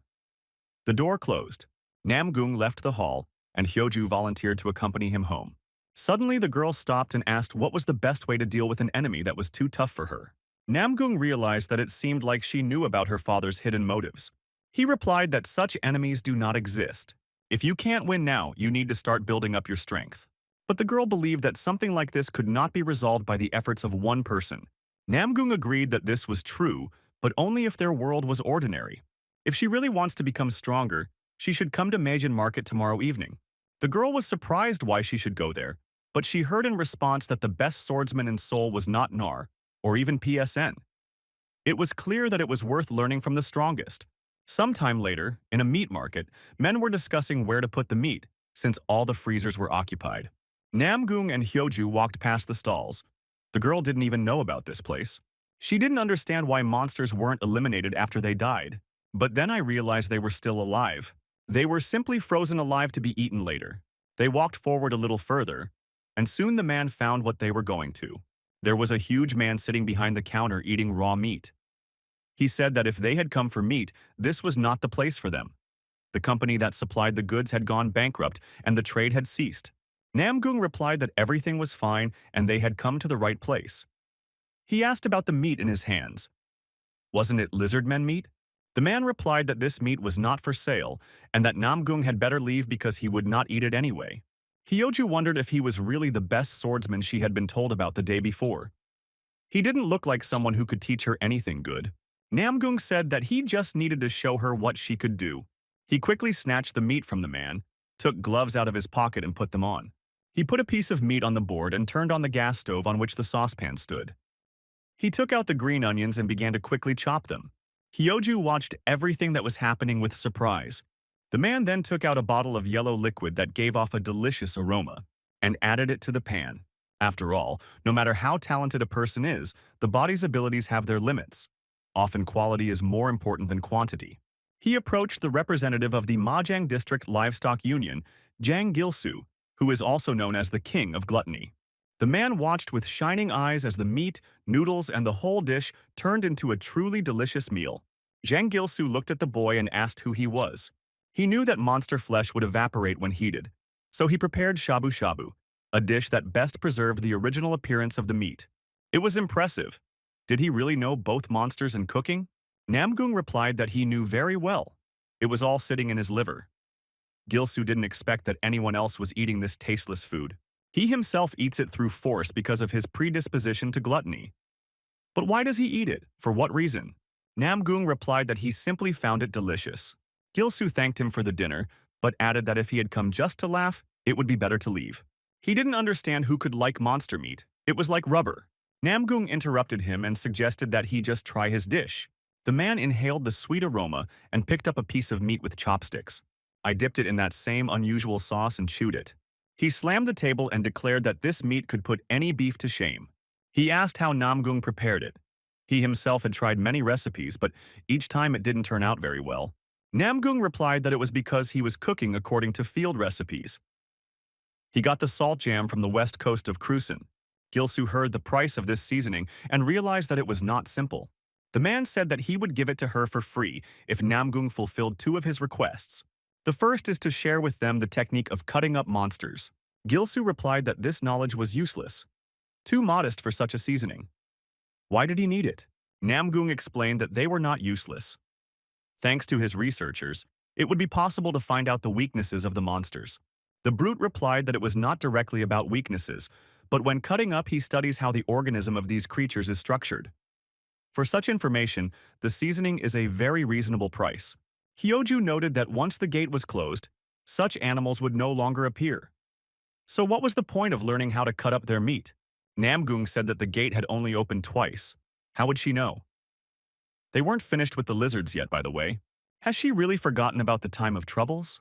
Gilsu rolled up his sleeves and said that since he was asking, he would share.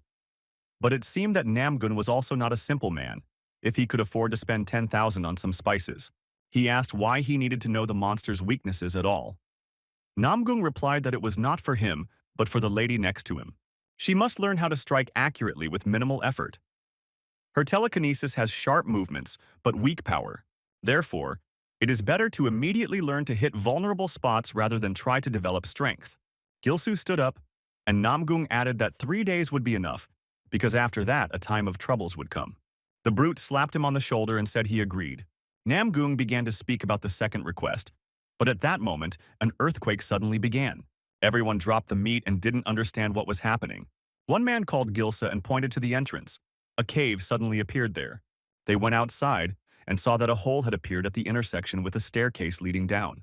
Namgung continued to talk about his request. He wanted them to start selling beef instead of lizards, preferably minotaurs. Gilsu was very surprised by such a request. At this time, Myung-hoon was returning to the shelter with bags in his hands. He was met by Soman. He told her that the supermarket was giving out free rations and suggested that she go there with Kunin before everything was taken. And at this time, he will prepare breakfast. Soman, while playing cards with Kyungin, said that she had little faith in his cooking skills. She asked where Dad was. Myung-hoon replied that he had gone on a raid. Everyone was surprised that he had left without them. After all, the main reward in the dungeons is calculated based on the number of raiders. It is better to act together. The man agreed, but added that his brother had said, "This time there is a limit." Soman did not know that such dungeons existed. Why do this? But it's all for the sake of sacrifice. They go there not as raiders, but as victims. People have probably heard of the legend in which the king of ancient Crete, named Minos, imprisoned a half-man, half-bull. We are talking about the labyrinth of the Minotaur. Hyoju asked if he really meant the legend that said 7 young men were sacrificed every year to appease the monster's wrath. Namgung replied that this was indeed the case and praised her for being knowledgeable. However, in their case, things were a little different. Only 3 people can enter the labyrinth: the guide and the girl and guy who will become victims. This composition is mandatory. The next 3 people can only enter after the death of the previous ones. There will be 7 attempts in total. If you fail, the gates of the labyrinth will open and a monster will come out. A minotaur that has eaten its fill of human flesh. This cannot be allowed to happen, but Namgung said not to worry, everything will be fine. The girl replied that with her and her partner maybe, but that man was a simple civilian. It's unlikely he has any experience in cutting up minotaurs. We need to find the monster's weak spot as quickly as possible. Namgung admitted that he has no experience butchering minotaurs. But he does have something else. He is South Korea's master cattle catcher. The man laughed and admitted that it sounded convincing. That's right. As long as this monster has horns, he will quickly take him. Namgung decided that no one else would be suitable for the role. After all, in his past life, it was he who carried out a successful raid on the Minotaur's dungeon. Once they enter the maze, they will need to split up. Namgung gave them one hint, but he didn't know if it would help. But if you have any doubts, you should go to the right. They opened the massive doors and the invasion of the Minotaur's dungeon began. Namgung was already standing alone. He had become a victim, standing in a labyrinth under the bright sun. He had to overcome the labyrinth and reach the altar. There are 3 of 3 victims left, and none of them have yet ascended to the altar. Apparently they were meant by victims.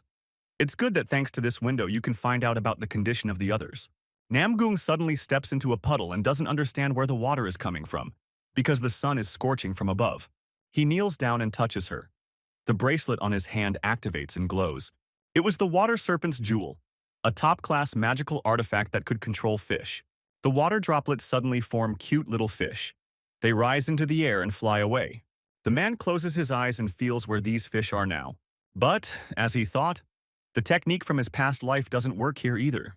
The reward for defeating the boss is extremely useful, but it's clear that he wants to hunt them for more than just that. In his past life, nothing worked out for him, but this time everything should turn out differently. Suddenly he hears a strange sound. He turns around and feels that all his fish died in the same place. It is obvious that this is where the master of the labyrinth is located. Namgung continues to move through the labyrinth. He thinks that the direction is right, but it seems like he is walking in circles. He thinks, is this labyrinth really that simple? Suddenly he hears a girl's cry for help. Hyoju, covered in blood, runs up very close to him and says that the monsters killed her entire squad. Namgung asks how many people were in the squad. After all, there were 3 of them in there, and she needs to come to her senses. The girl doesn't understand why he doesn't understand. She said the whole squad is dead. Her face twists. She accuses him of sending them to their deaths. He gave the order to defend the tunnel, asked to buy time, and he himself went off alone to fight the demons. Her eyes turn red. She screams that he sacrificed the entire squad to collect the demon heads and escape to the past. Namgung pushes her and demands that she stop talking nonsense. The girl asks, does he really think he's gone back in time? Is it true that the last demon he fought died? A hand comes out of her mouth. Didn't he even think about being tricked and put into eternal sleep? Namgung can't understand what's happening. Is this all an illusion? A demon emerges from the girl's mouth and says that he has not collected all the heads, and that returning to the past is just an illusion created by him. In reality, Namgung is rotting in hell along with his abandoned squad. Dead soldiers cling to the man's feet, asking why he sent them there. They trusted him. They did everything for his purpose, and he just used them. The demon laughs and says that this is reality. From the very beginning, there was no return to the past. Namgung decides that the first thing he needs to do is kill this monster. He will happily tear it to pieces, as well as all the demons that remain. A sword appears in his hands and he strikes the monster under the chin. He asks, does anyone really think that he sent people to certain death and then escaped? Even so, he does not regret his decision at all. Light begins to come from the demon's eyes and mouth. He coughs and then explodes, sending skull fragments and flesh flying everywhere. Namgung understands that this labyrinth is capable of fooling one's head. Be that as it may, the right path seems to have been found. He stands in front of huge doors with a sword in his hands. And I wonder how Jang Gilsu got through this labyrinth in his past life. He's a real glutton after all. Most likely, he's not very resistant to mental attacks.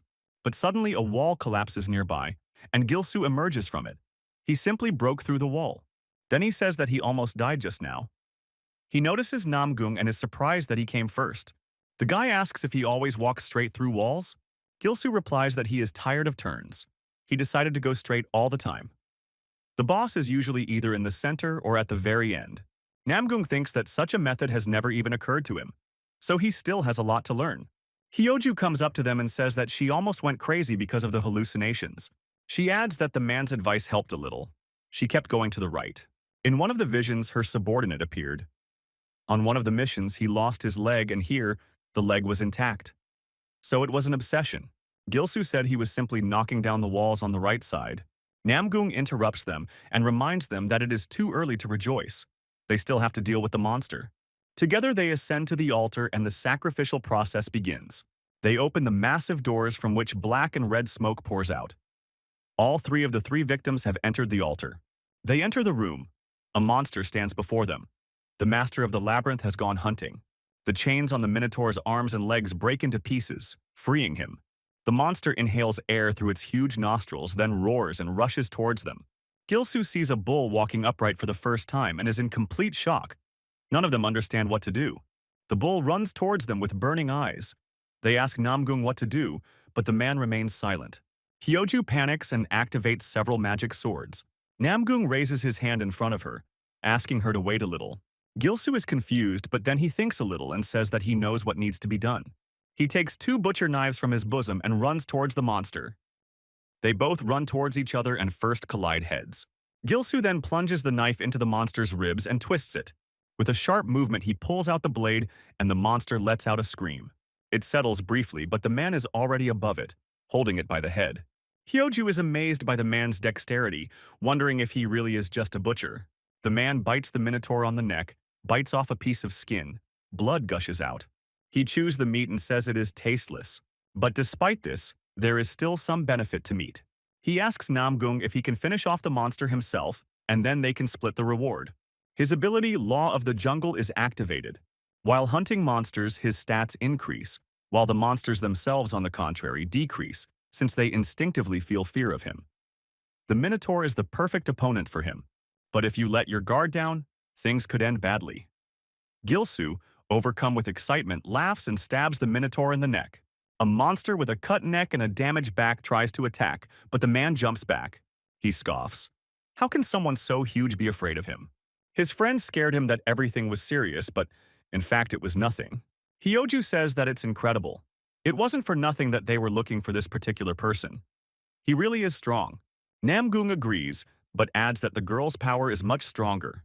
With telepathy, she can control minds. In other words, she is able to take the fight beyond the physical level. Such power is practically limitless. He instructed her to take lessons from Gilsu, not only for the sake of training, but also to identify her weaknesses. He wanted her to see how Gilsu distributed his efforts when cutting meat, how he transformed his strength, and, having mastered his technique, be able to create a new weapon that combined telekinesis with close and long-range combat skills. The girl asks how he knows this. Even though he was the leader of Squad 11, she doesn't think that helped them come to that conclusion. The man was about to answer, but they were interrupted by noise. The Minotaur suddenly weakens Gilsa and throws him straight into the wall. Hyoju is shocked. The man had a huge advantage. The ability to gather all the body's strength and heal wounds completely negates the effect of the Law of the Jungle. It was frenzy. Gilsu most likely immediately recognized the Minotaur's ability and used the skill Gluttony, but overestimated himself. Hyoju runs to him, assuring him that she will help. Gilsu, wounded, rises, thinking that he is almost dead. But he stops the girl. He will figure it out himself. The Minotaur, having healed his wounds, rushes towards the man, his horns thrust forward. Gilsu rises fully, takes the knife in his hands and is ready to fight. But the monster runs up too fast and breaks his knife with its teeth. Then the man grabs the Minotaur's horns with both hands. He pulls them towards himself, his feet digging into the floor trying to hold it up. As the monster flies forward, it crashes into the wall, and Gilsu manages to dodge. He grabs the second knife, walks up to him and says that you can't get far on strength alone. He approaches the monster, but the bull wraps its tail around his leg. Then it throws him across the room, breaking through the floor. The girl understands that if this continues, he will definitely die, and she takes out a knife. Perhaps they are relying entirely on memories of the past. Even if Gilsu managed to overcome the dungeon back then, this time it might be different. Maybe he only won back then thanks to someone's help. The man has an ironclad principle. If you rush to his aid, it can destroy their relationship. And even if he's injured now, he's still a key figure in Namgung's plan. If he's not brought on board, the rest might not work. Hyoju runs to him, saying that she will cover him and entrust the man with the rear. Namgung stops her, saying that it is too early. He notices that Gilsu's fighting spirit is not broken. He has already stood up, and a blue fire is burning from him. Gilsu fully agrees. It will hold on as tightly as his knife. But suddenly the Minotaur appears nearby and pierces the man's body with its horn. Namgung watches this in complete shock. The man groaned in pain and held the Minotaur's horn so that it would not go deeper into his body. The monster immediately raised its head and threw the man into the air. Blood began to spurt out of his wound even more intensely. The fat on his belly helped him avoid a fatal wound, but at this rate, he was still going to die. He whispered a request for help with difficulty. The Red Knights immediately appeared and attacked the Minotaur from behind. The monster turned around angrily, its veins bulging with evolutionary tension. Namgung also appeared nearby and cut off the horn that was stuck into the man. Still holding onto the horn, Gilsu falls and hits the ground. With great effort, he pulls the horn out of his stomach, and now there is a gaping hole there. Namgung apologizes for interfering but says he couldn't help himself. The man replies that, of course, it wasn't worth helping, but at least it's a little easier now. It's hard to stand still in a situation like this. Namgung is glad he was helpful. Gilsu will not follow someone for money or power. Such people are driven only by good intentions. He says that there is a debt left for helping.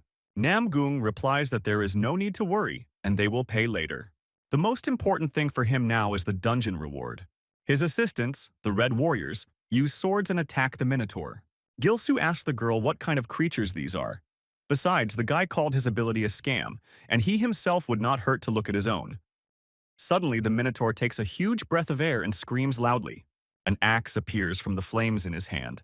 Namgung is amazed that this monster is able to summon weapons. The monster swings an axe and kills 2 warriors at once. Namgung clutches his heart, feeling a callback. He takes a snake scale out of his pocket and eats it. This scale, by reflecting and refraction of light, allows the user to blend into the environment. While the Minotaur fights with the one remaining warrior, Namgung sneaks up behind him and raises his sword. But suddenly the Minotaur somehow senses him and turns around. The guy is very surprised and barely manages to dodge the monster's attack. Hyoju is in complete shock. How is it possible that a monster can see him? An axe flies towards the guy. The warriors manage to run up and stop the attack with their sword. But the axe moves with such great speed that it pierces the warrior right through. Namgung barely manages to dodge.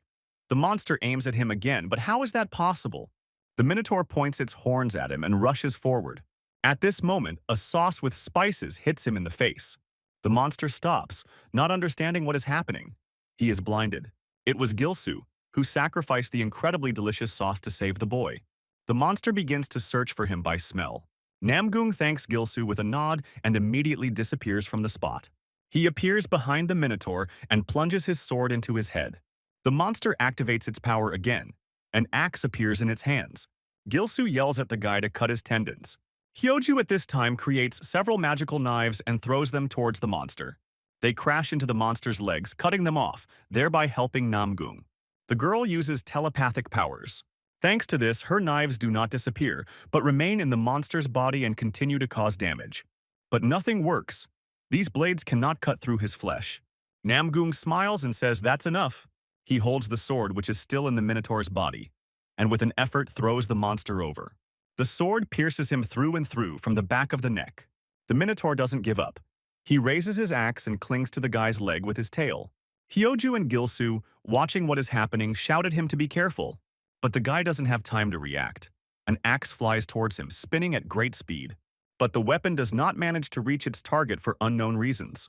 An invisible blue line wraps around the monster's arm and weapon, preventing him from moving.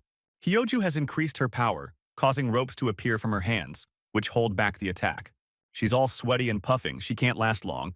Suddenly she starts coughing. The threads disappear and blood comes out of her mouth. She looks towards Namgung, but he effortlessly cuts the monster in half. Now the bull, split into 2 parts, lies on the floor in a huge pool of blood. The guy is breathing heavily, but the Lord of the Labyrinth is defeated. Hyoju happily hugs Gilsu, who is standing next to her, glad that everything worked out. The man asks her to be careful.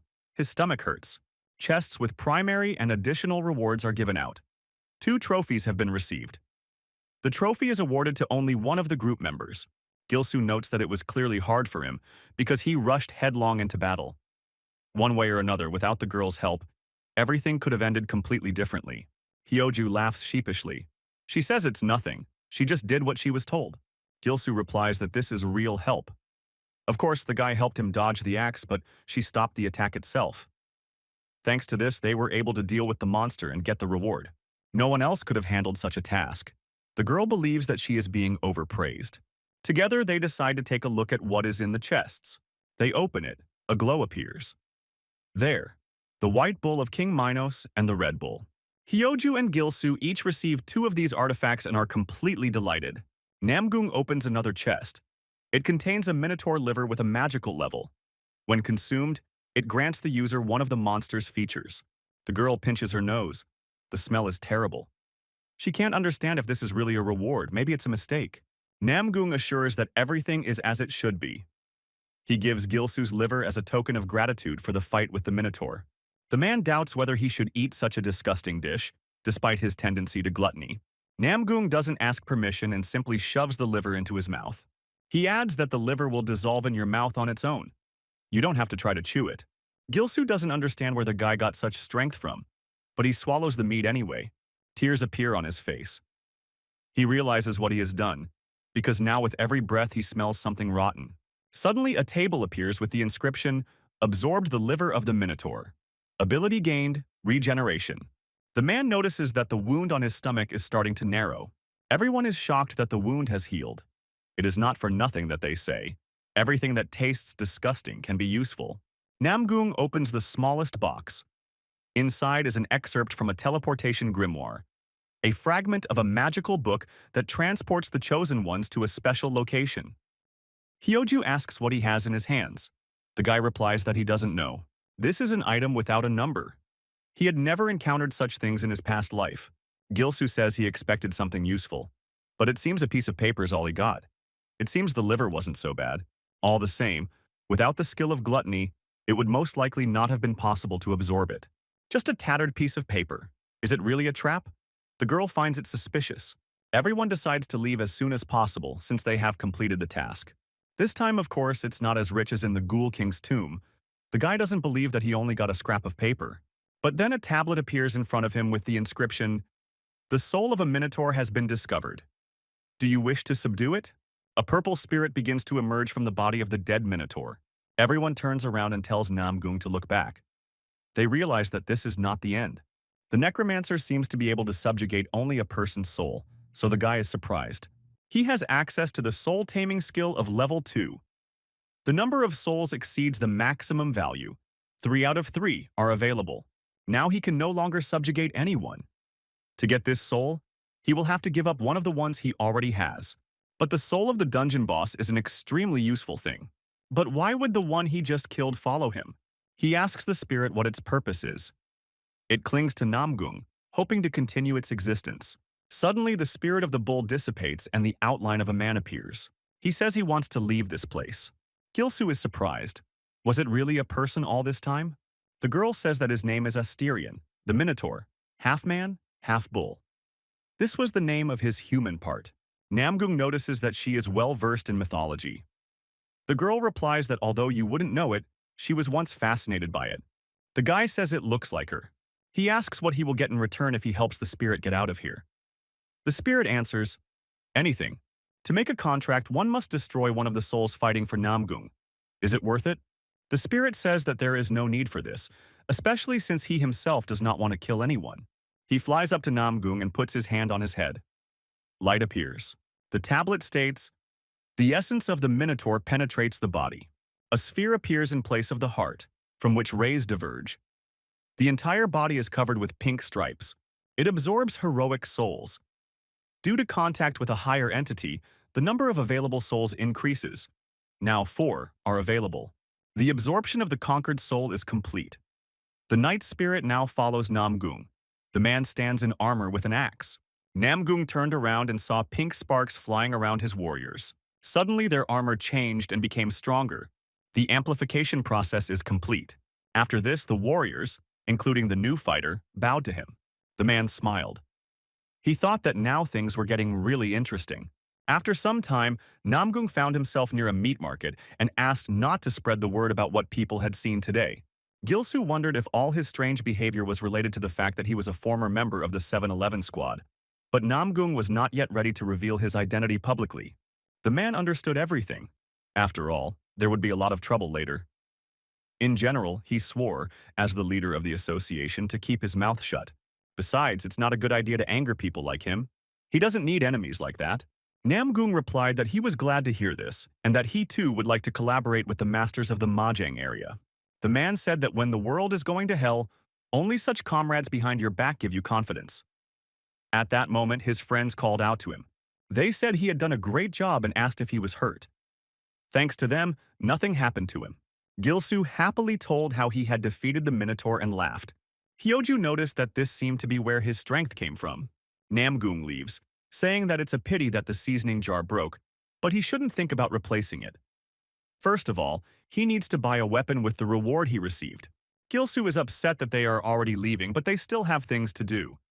He wishes them a safe journey and says that it was fun. But still, Namgung says that there is something he would like to ask him before leaving. He asks if he can look for a man named Mandoksu in the Noan area. He probably runs a hardware store. In his past life, he was called the King of Forgeries.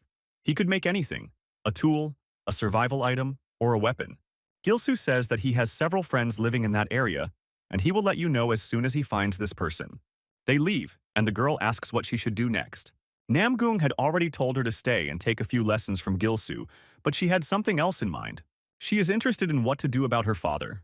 As the man noted, the Prime Minister will do nothing without force. The only way is to gain this power by fighting monsters. She must take command of the monster catching group. After all, she wants to work for the good of the country. Hyoju says she understands everything. It's okay if she's friendly with Park Dae-ho. Of course, he's selfish, but he won't deliberately destroy the state to its foundations. After all, he needs something to govern. The girl says that it all sounds like he knows her father. But Namgung says that now they need to figure out something else. He doesn't mean the time of troubles, but rather those who whine and say, "The world is ending." Fanatics. Supporters of the apocalypse theory. They certainly organize street protests, sometimes hold large meetings, but their activities cannot be called openly illegal. However, as the man said, it is not that simple. Soon, Inchan may disappear because of them. Hyoju is shocked and asks if he is joking. Namgung asks if she knows who Shin Tai-hwa, the chairman of the Junil Corporation, is. It was from this area that he began to expand the scale of his activities to the state level. Initially, Chonil was a simple gang of bandits, but by now it has become a global criminal organization that even founded its own company. Now Shin Tai-hwa is going to promote his religion. Soon one of the seers will take his side. But Namgun will tell all the details in a couple of days at the port of Incheon. In the meantime, it would be better for the girl to train and leave. A car pulled up to Namgun, just in time, as if they knew when to arrive. Myung-hoon, driving, says it's nothing special. They've been here for hours. Summon missed her father too much. This makes Namgung very happy. He strokes his daughter's head and says that she is smart. The girl replies that she did nothing. It was her father who did a good job. She asks if he is hurt, since his wounds from the fight with the Ghoul King have not yet healed. She is worried. The man smiles and says that everything is fine. Myung-hoon asks if they told the government agent about the reincarnation. The man replies that no, it is better to continue to maintain the image of a suspicious, strong, and knowledgeable, but ordinary person. The prophets may already know about the reincarnation, which means they may start hunting for it like crazy. If Namgung acts too suspicious, they will start flooding Korea to check on him. Just like Alec Trayman and Ninagawa Erika. With their help, they will stop the monsters in the country. Soman turns to his father and tells him not to overexert himself. The man's eyes are already sleepy. He is tired. If he falls asleep now, he will most likely sleep for about a day. His brother tells him not to worry. They will wake him up when they arrive at the port. He can rest a little. Namgung thanks them with a smile on his face and immediately closes his eyes and falls asleep. They drive calmly across the destroyed bridge. Nothing foreshadows trouble. While Namgung was dozing, Soman was on her phone, and Myung-hoon was driving. Suddenly, a drop fell on the man's nose. He opened his eyes and saw that he was in some kind of cave, in a closed space where the light came only from above. His chest began to glow red. He couldn't understand what had happened. He pulled out a parchment from his inside pocket and realized that this thing had created a subspace. Looking at the hieroglyphs on the paper, he realized that this was a test. The user had successfully registered, and now he had to pass the test called Land's Lair. The man had never even heard of such a lair before, but he was sure that a monster definitely lived there. However, he decided that it was not worth getting into trouble. At this time, he saw a red whirlpool appear in the corner of the cave. After moving to the lair, it is no longer possible to refuse the quest. Now he must either pass the test or die here. It is quite risky to agree without even knowing what the reward will be.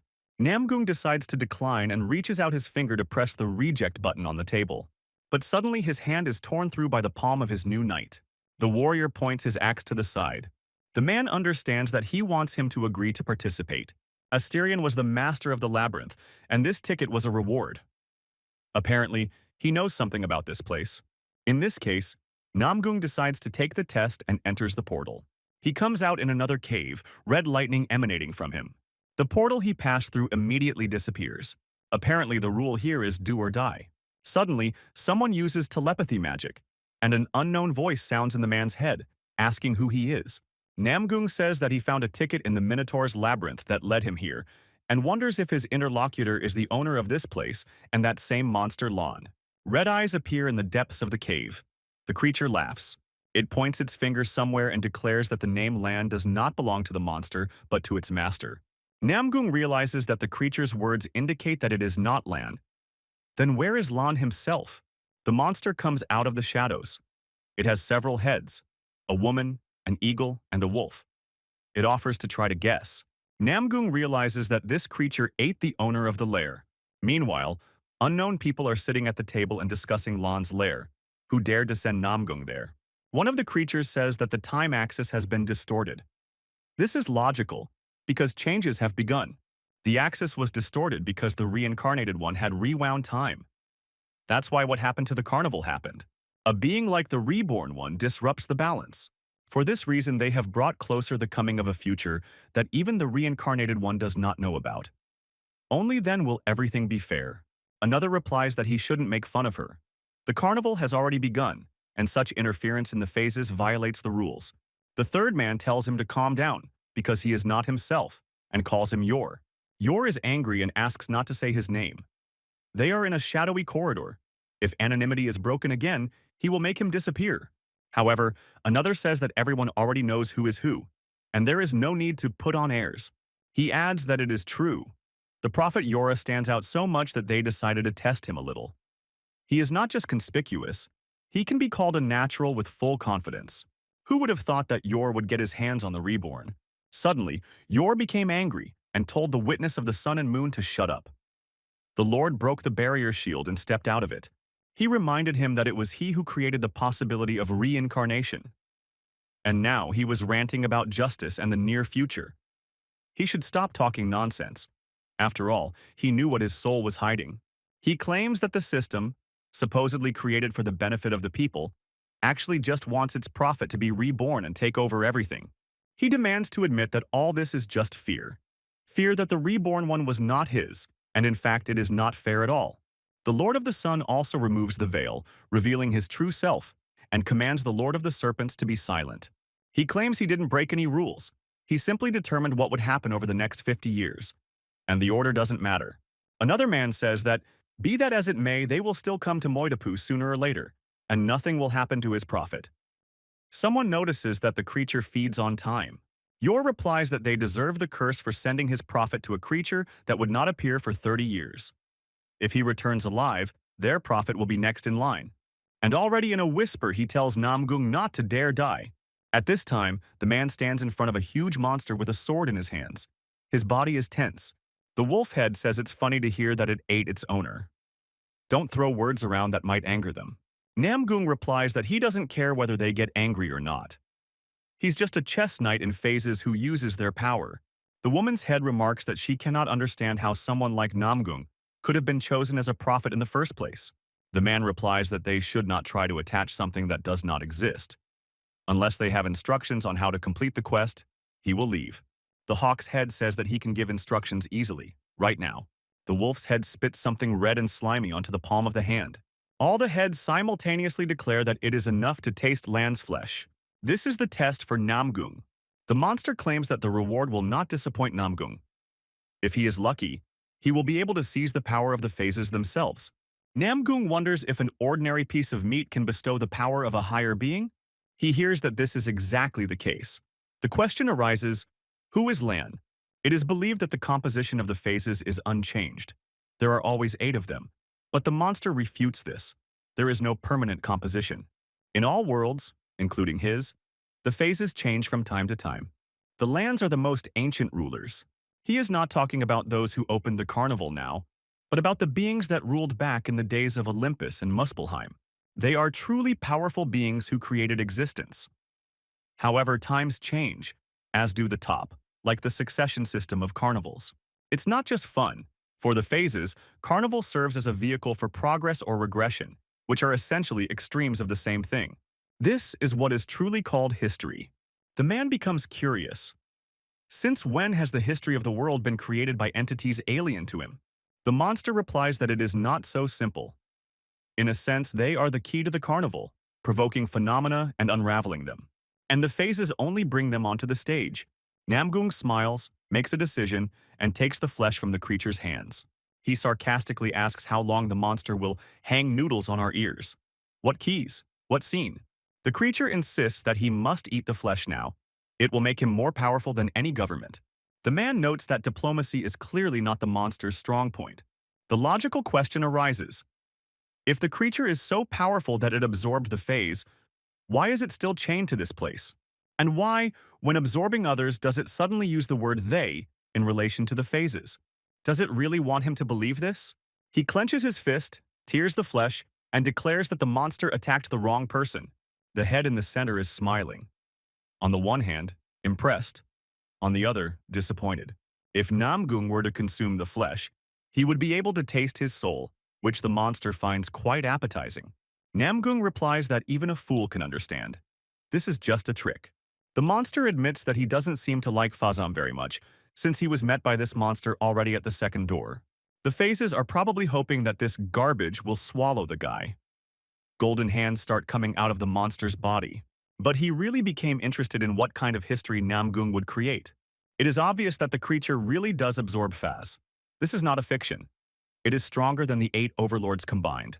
The creature transforms completely into a body of gold and states that once the test is passed, a reward is due. You could say it was a quest of sorts. It takes the man's hand in its huge, glowing, bright palm. A bright light flashes. The being says that there is non-existence, but not the one that Namgung thought about. By its nature, it is something that has neither beginning nor end. At the same time, it is the one who has seen every carnival. Thanks to this, Namgung will now be able to find out from him what will happen in the next 25 years. And suddenly Namgung wakes up, sitting in his car. He rolls up his sleeve, looks at his wrist, and sees chains there. Soman runs outside to the car window and calls his father to wake up. The man opens the door, comes out, and asks what happened. The girl explains that some people forced them to stop, but that is not what is important. What's more important is that Uncle Myung-hun is in danger. Unknown people are holding him back. A huge man approaches them and asks if he is Namgung. He says that the man will have to go with them. Namgung flips the thug over in one motion and calls his brother over, saying that they shouldn't linger here. It's time to go faster. Myung-hun has already dealt with everyone who was holding him back and happily waves to Namgung. The man asks Myung-hun why he didn't get rid of the opponents right away, but he replies that he wanted to sort things out first while Namgung was sleeping in the car. Suddenly, the strangers take out knives and start arguing. Namgung tells his brother that they need to be interrogated, but asks him to try not to overdo it. When the command is given to take the man and his family, the enemies rush forward with furious faces. Myung-hun takes out his ice sword and asks ironically, "Do they really think that what they have in their hands is a weapon?" He takes out a sword from behind his back. The blade glows, and says that this is a real weapon. Only a few seconds passed and all the men found themselves frozen in a block of ice. The last one left fell to the floor and something crunched. Suddenly, a sword was thrust between the wreaths. Myung-hun asked who they were and who sent them, but the man just started shouting that he didn't know anything. Myung-hun threatened that if he did not want to cooperate, things would only get worse. Namgung came up and said that if the man continued to act like an idiot, he would definitely die. He didn't believe that Namgung was really going to kill him. He was amused by the very idea that a person was capable of killing. The man didn't have time to finish speaking. Namgung covered his mouth with his hand. He said that the man seemed to have misunderstood him. He would not kill him. He himself would want to die. He pressed him to the floor with such force that it broke. The man's face turned blue. But as soon as he pointed his finger at another comrade, Namgung let him go. The second man began to justify himself, saying that he was not the boss, but simply a subordinate. Namgung grabbed the first one by the collar and said that he didn't believe it. The man began to choke. His shirt was choking his throat. He was shaking and insisting that he was not lying. Suddenly, a knife hit him in the forehead and he fell to the ground. The stranger was angry that he had given him away. He swore that the chairman had hired all sorts of non-professionals for a man's job. Namgung noted that this man, although small, was feisty, and asked his name. He introduced himself as Choi Guangpil from the Chonol Company. If so, he could answer Namgung's question. How did he know that they would be in Incheon? Guanpil clicked his tongue in displeasure but remained silent. After this, Namgung asked who exactly sent him, Shir Taehwa of Janil or Jin Wei of the Triad. The man's face reflected both names. He said that Namgung had too much pathos. He immediately began to move rapidly with the knife around Namgung, asking if he really imagined himself to be cool. Too impudent for someone who was soon to die. Namgung realized that this guy had probably absorbed several runes. The man appeared right in front of his face and asked with a grin if he really regretted provoking him. A second later, he was already behind him and stabbed him with a knife. He felt the blade go somewhere and laughed. Namgung instantly appeared above him and forcefully slammed his head into the ground. Myung-hoon noticed that this guy seemed to know how to fight, but he clearly had problems choosing an opponent. Namgung grabbed his ankle and said that no matter how fast he was, it wouldn't help. Without legs, you can't run. He broke the man's ankle with one movement. He screamed, was in tears and already missing several teeth. Namgung grabbed Guanpil's head and warned him that if he moved again, he would make him a permanent invalid and then send him to the monster seat. He must not twitch and answer questions. The man, in a completely hysterical state, said that they were ordered to take Namgung and his relatives to Yonnan Station. He doesn't know where it came from. They just passed on the order.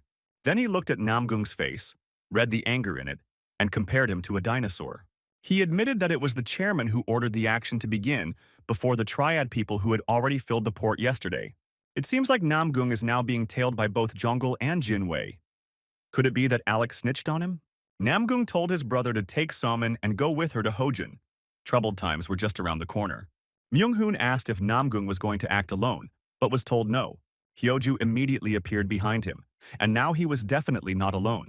The station announced that it was temporarily out of service. However, Namgung and Hyoju still came there, and the girl asked what was going on. He said he asked her to come and she came. Could these really be the Chonol bandits? They created a cult, but in the end, they were just a bunch of gangsters. And it's just the beginning. They are going to use doping. The Chonol started smuggling drugs in the 1990s, and it was on this profit that they rose very quickly. The girl didn't understand. Why did they need all this? Why did they even create a cult? Namgung replied that there was no need for smuggling now. After all, drugs can be distributed legally. Chonol plans to open a factory, taking advantage of the chaos of the carnival. They intend to gather a horde of fanatics and then get them hooked on a new drug. This drug not only causes hallucinations and pleasure, but also dulls physical pain. In other words, they will create walking shields out of meat. Hyoju couldn't understand how this was even possible. Well, let's say they did it. But what did this have to do with Incheon's disappearance? After all, it's considered Chonol territory. Why get rid of your own land? Does that mean they'll get hooked on their own drug? The man replied that they only produce the drug, but they are not the creators of the recipe. Jin Wei is a prophet chosen by the Lord of Fire Force. He is a crazy alchemist. Together they approached the checkout, and they asked for 2 tickets to Sunflower. A hand came out of the ticket office, gave them 2 tickets and told them to go to exit number 3. They were already at the port and met the man. As she climbed the stairs, the girl wondered where the Coast Guard had gone. Could the Mafia really be here so calmly? Namgung found the right wooden door and opened it. There was a sign there and a man playing mini-golf. He greeted Namgung and noticed that he even brought a hottie with him. He pointed to a chair and told them to sit down. After all, they weren't some kind of national intelligence officers, so there was no need for ceremony. Namgung was surprised that this man knew who he was. The man reported that Chen Shun from the Triad and his men came at dawn yesterday, looking for Namgung. He added that those guys shouldn't be blamed. They, like him, were just doing their job, and he hopes he understands that. The girl asked if they had decided to bribe the Coast Guard in order to illegally bring in people from the Triad. She then called them bastards and ran towards the man, intending to hit him. Namgung stopped her in time with a blow to the neck. The girl passed out and fell onto the carpet. The man didn't understand what had just happened. Namgung replied that she was an extra burden that needed to be gotten rid of in order to have a normal conversation. It would have been easier to knock her out. The man noticed that Namgung was even cooler than he expected. Now it was clear why the Triad was so interested in him. Namgung asked why the man had hidden from them that he had found him earlier. He added that if he explained two things, their communication would be more productive. The man was silent for a moment, and then said that the Triad was currently actively recruiting people. He took out an ampule and said that the Triad wanted to mass-produce this thing. According to him, there is no one better than Namgung to be the manager. He called the ampule berserk, in common parlance. Small but blows your mind. The Triad provides the recipe and they provide the production space. That's why they need a strong man in Korea. Namgung then understood why this man had found him in advance. He realized that he was not only good at swinging his fists, but also had an excellent mind. The fewer mouths there are, the more knives there are for everyone. Namgung asked the man if he was sure he could rule and oppose the Triad. He replied that this was exactly what he needed Namgung for. He said that he would show him one thing and held out his hand, in which a small hurricane of water appeared. Namgung was surprised that he could control water. In his past life, this man was just a drug addict. Who would have thought that he had such potential? The man explained that if he wanted to kill those who had arrived in Korea, he would simply block the sea route. No matter how hard they tried, they would not be able to escape without a ship. He snapped his fingers and one of his assistants brought in a huge pile of money. The man said that this was an advance for Namgun, and when things go well, they will pay him as much as he wants. He added that he was not like the Triad people and would make sure that Namgung did not have to get his hands dirty. He had to think about how to protect his country from the Triad. Namgung replied that they say that even walls have ears. The man was confused. He didn't understand what exactly Namgung said. But behind his back, hands appeared and twisted his neck. The guards reacted instantly and ran to find out who did it. Behind the man stood another man who said that they dared to make the Triad wait and plot behind their backs. His eyes started glowing red. He called them cockroaches. He threw the body of their boss to the guards and told them to take their trash and get lost. The huge man asked Namgung when he understood everything. Namgung replied that as soon as he entered. Now the big guy knew why the boss was interested in this man. He introduced himself. His name is Chen Shun. He added that it was better for the man to dig in deep waters. If he had fallen for some chonal corporation, he would already be dead. Namgung smiled when he heard about the big waters. He placed his hand on Chen Shun's shoulder and said that it was worth taking a look at how big they were. He told him to contact Jin Wei. He must arrive before Namgung counts to 3. In big waters, it's better to hang out with big fish, and he wants to talk to him personally. The man started to panic, saying that Namgung was crazy. How could he even say that name? Does he think that since the master himself is interested in him, then now he is allowed to do anything? Namgung noticed that the man had an ability called fusion, which was similar to camouflage. Disguise makes the user invisible, but does not eliminate the feeling of presence. Merging allows you to completely dissolve into the surrounding space. By physically disappearing, the user can appear and disappear at will. This makes the ability useful not only for defense, but also for attack. The man suddenly shouted that it seemed that before appearing before Mr. Sanju, he needed to be taught a lesson. He warned right away, the lesson would be severe. Namgung thought that this man was like a baby, eager to show off his abilities. The world has changed. There are ordinary people and there are those like him, endowed with special powers. Now the division of people into classes is inevitable, just like the fall of Namgung. The man appeared right behind Namgung. He raised his hands up and was about to hit him. But Namgung, without even turning around, punched him right between the legs. The man fell to the floor and curled up on all fours. At that moment, Namgung put his foot on his head, on the back of his neck. The brute didn't understand how he was able to hit him, because he was in a state of fusion. Namgung explained that the man didn't even understand his own abilities. He was just lucky to survive, with no combat experience. The man began to stand up, asking how Namgung did it. He explained that he had not hit him between the legs, but straight to the soul. He could beat him as much as he wanted. even if he did not incarnate. The man was shocked. Did the soul really exist? It seemed nonsense. How could he even hit the soul? Namgung demanded that he stop acting like he was all-powerful and sit down, because he needed to know something. He wanted to find out how Jin Wei knew about him. The man replied that it was all because of the video of Namgung defeating a water snake. It was already circulating all over the internet. Namgung noted that they don't trust Junil's company, but they are still willing to entrust the matter to him. Relying on an amateur video from the internet is strange, since they have no rational reason. The bully said that everything is in Namgung's power. He is the strongest in Korea. In this world, no one can be trusted except the strongest. Mr. Sanju is standing behind him, which means that no matter how strong Namgung is, he simply won't be allowed to betray them. It wouldn't be difficult for Jin Wei to create any potion using alchemy. He's probably already strengthened to the limit with them. At the moment, he's even stronger than Alec. If it comes to a fight, they have about the same chances. Although it's not even that, Namgung is a little inferior to him.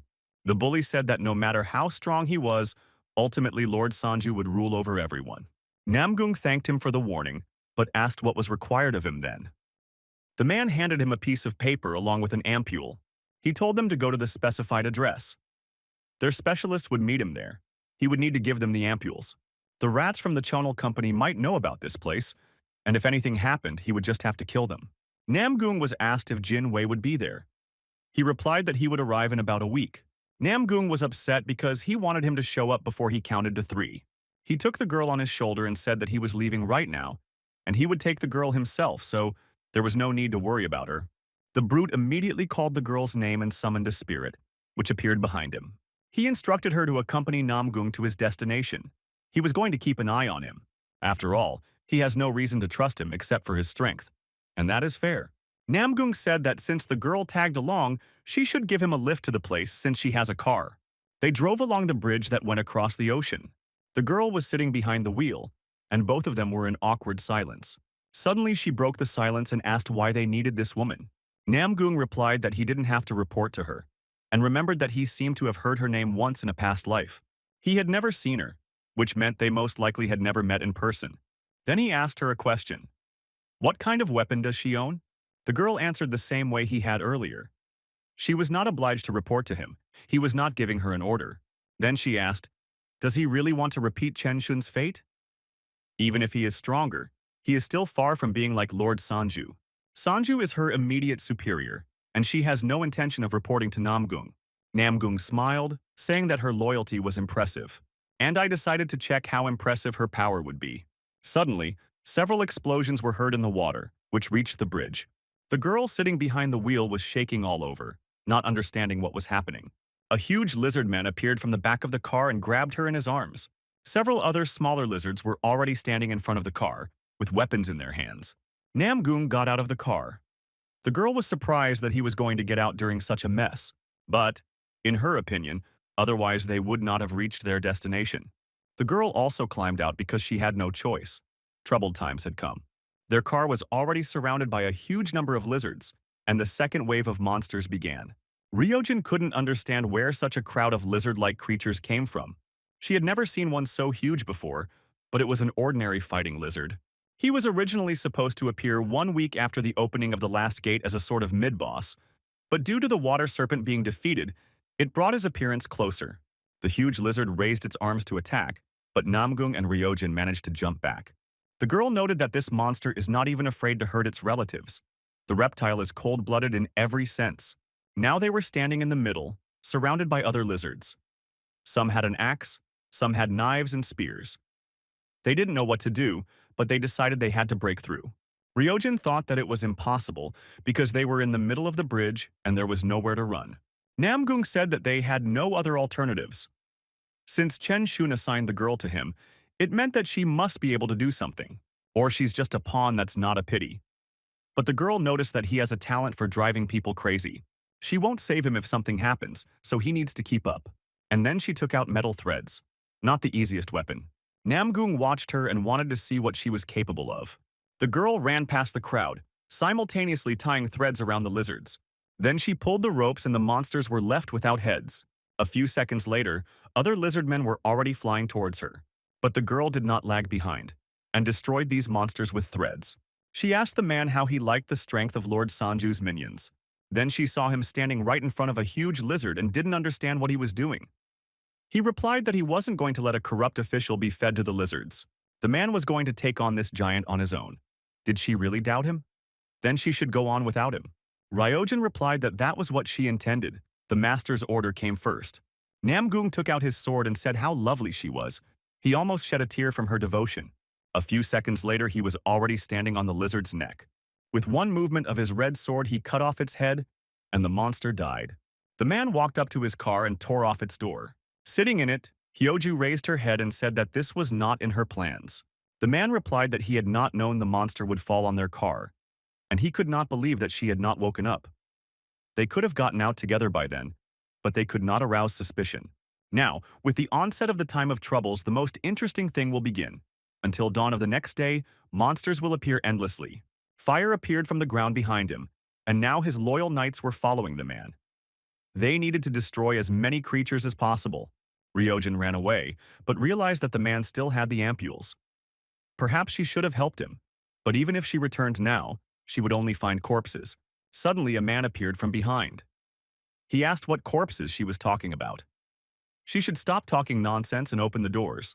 The girl was surprised that there was not a single scratch on it, and then opened the massive doors. She didn't understand how it all happened. All the people inside were dead. This is not surprising. Most of the corpses they saw along the way belonged to people from the Triad. Afterwards, they decided to find the required device and hoped that it was intact. They found some kind of machine, a box with a screen and numbers where you had to enter a code.